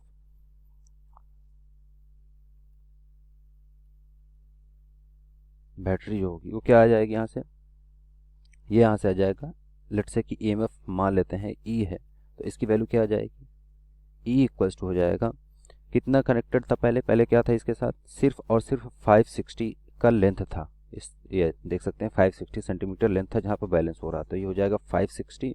और मान लेते हैं let potential gradient is x, तो x मान लेते हैं, ठीक है। ये इक्वेशन हो गई फर्स्ट। सेकंड केस क्या होगा, फिगर बी में अगर देखें तो फिगर बी में बोल रहा है कि अब यहाँ पर 10 ओम का रजिस्टर ऐड करने से पैरेलल ये इसकी लेंथ जो होती है बैलेंस की वो कितना हो जा रहा है 60 सेंटीमीटर कम हो जा रहा है, मतलब 500 सेंटीमीटर बचा। सो यहाँ से आ जाएगा ईएमएफ जो चेंज होगा ये हो जाएगा ई इंटू 10, क्योंकि 10 ओम ऐड हो रहा है, तो ई इंटू 10 डिवाइड बाई कितना हो जाएगा 10 प्लस आर के, ये क्या है इंटरनल रेजिस्टेंस। सो ये इक्वल हो जाएगा किसके, अब 500 और इंटू क्या है एक्स के, जो कि पोटेंशियल ग्रेडियंट है। ओके, अब इन इक्वेशन में देख सकते हैं इसकी वैल्यू हम यहाँ से यहाँ पर पुट कर सकते हैं, ई की वैल्यू ईएमएफ की वैल्यू अगर पुट कर दें तो ये हो जाएगा 560 into x into 10 divide by हो जाएगा 10 प्लस आर इक्वल हो जाएगा 500 एक्स के। या इसको फर्दर सॉल्व करें तो हम लिख सकते हैं 560 plus 10 divide by 10 plus R equal हो जाएगा 500 के, x से x कैंसिल आउट हो गया, सो ये हो जाएगा 56 इक्वल्स टू हो जाएगा 50 प्लस 5 आर के, इसको मल्टीप्लाई कर दिया क्रॉस मल्टीप्लिकेशन से। सो फाइनली हम देख सकते हैं हमारे पास जो इंटरनल रेजिस्टेंस निकल के आ रहा है सेल का ये आ जाएगा यहाँ से 6/5, जो कि इक्वल होगा 1.2 ओम के। ठीक है, अब हमें रिलेशन दिया है यहाँ पर क्वेश्चन में पहले ही दिया है कि जो इंटरनल रेजिस्टेंस है वो कितना है n/10 ओम है। ठीक है, सो n/10 आया है और हमारे पास कितना आ रहा है 1.2 आ रहा है। तो अगर इससे कंपेयर करें इसको n/10 अगर देखें तो ये है 1.2 हमारा जो निकल के आ रहा है जो इंटरनल रेजिस्टेंस है। तो n इक्वल टू कितना आ जाएगा 12 ओम के, और यही हमारा आंसर होगा जो कि हमसे n की वैल्यू पूछा गया था। तो ये न्यूमेरिकल टाइप क्वेश्चन था जो कि जेईई मेन 2020 में 7 जनवरी सेकेंड शिफ्ट में पूछा गया था। क्लास 6 से 12 से लेके नीट, IIT, जेईई मेंस और एडवांस के लेवल तक 10 मिलियन से ज़्यादा स्टूडेंट्स का भरोसा। आज ही डाउनलोड करें डाउटनेट ऐप या व्हाट्सएप कीजिए अपने डाउट्स 8400 400 400 पर।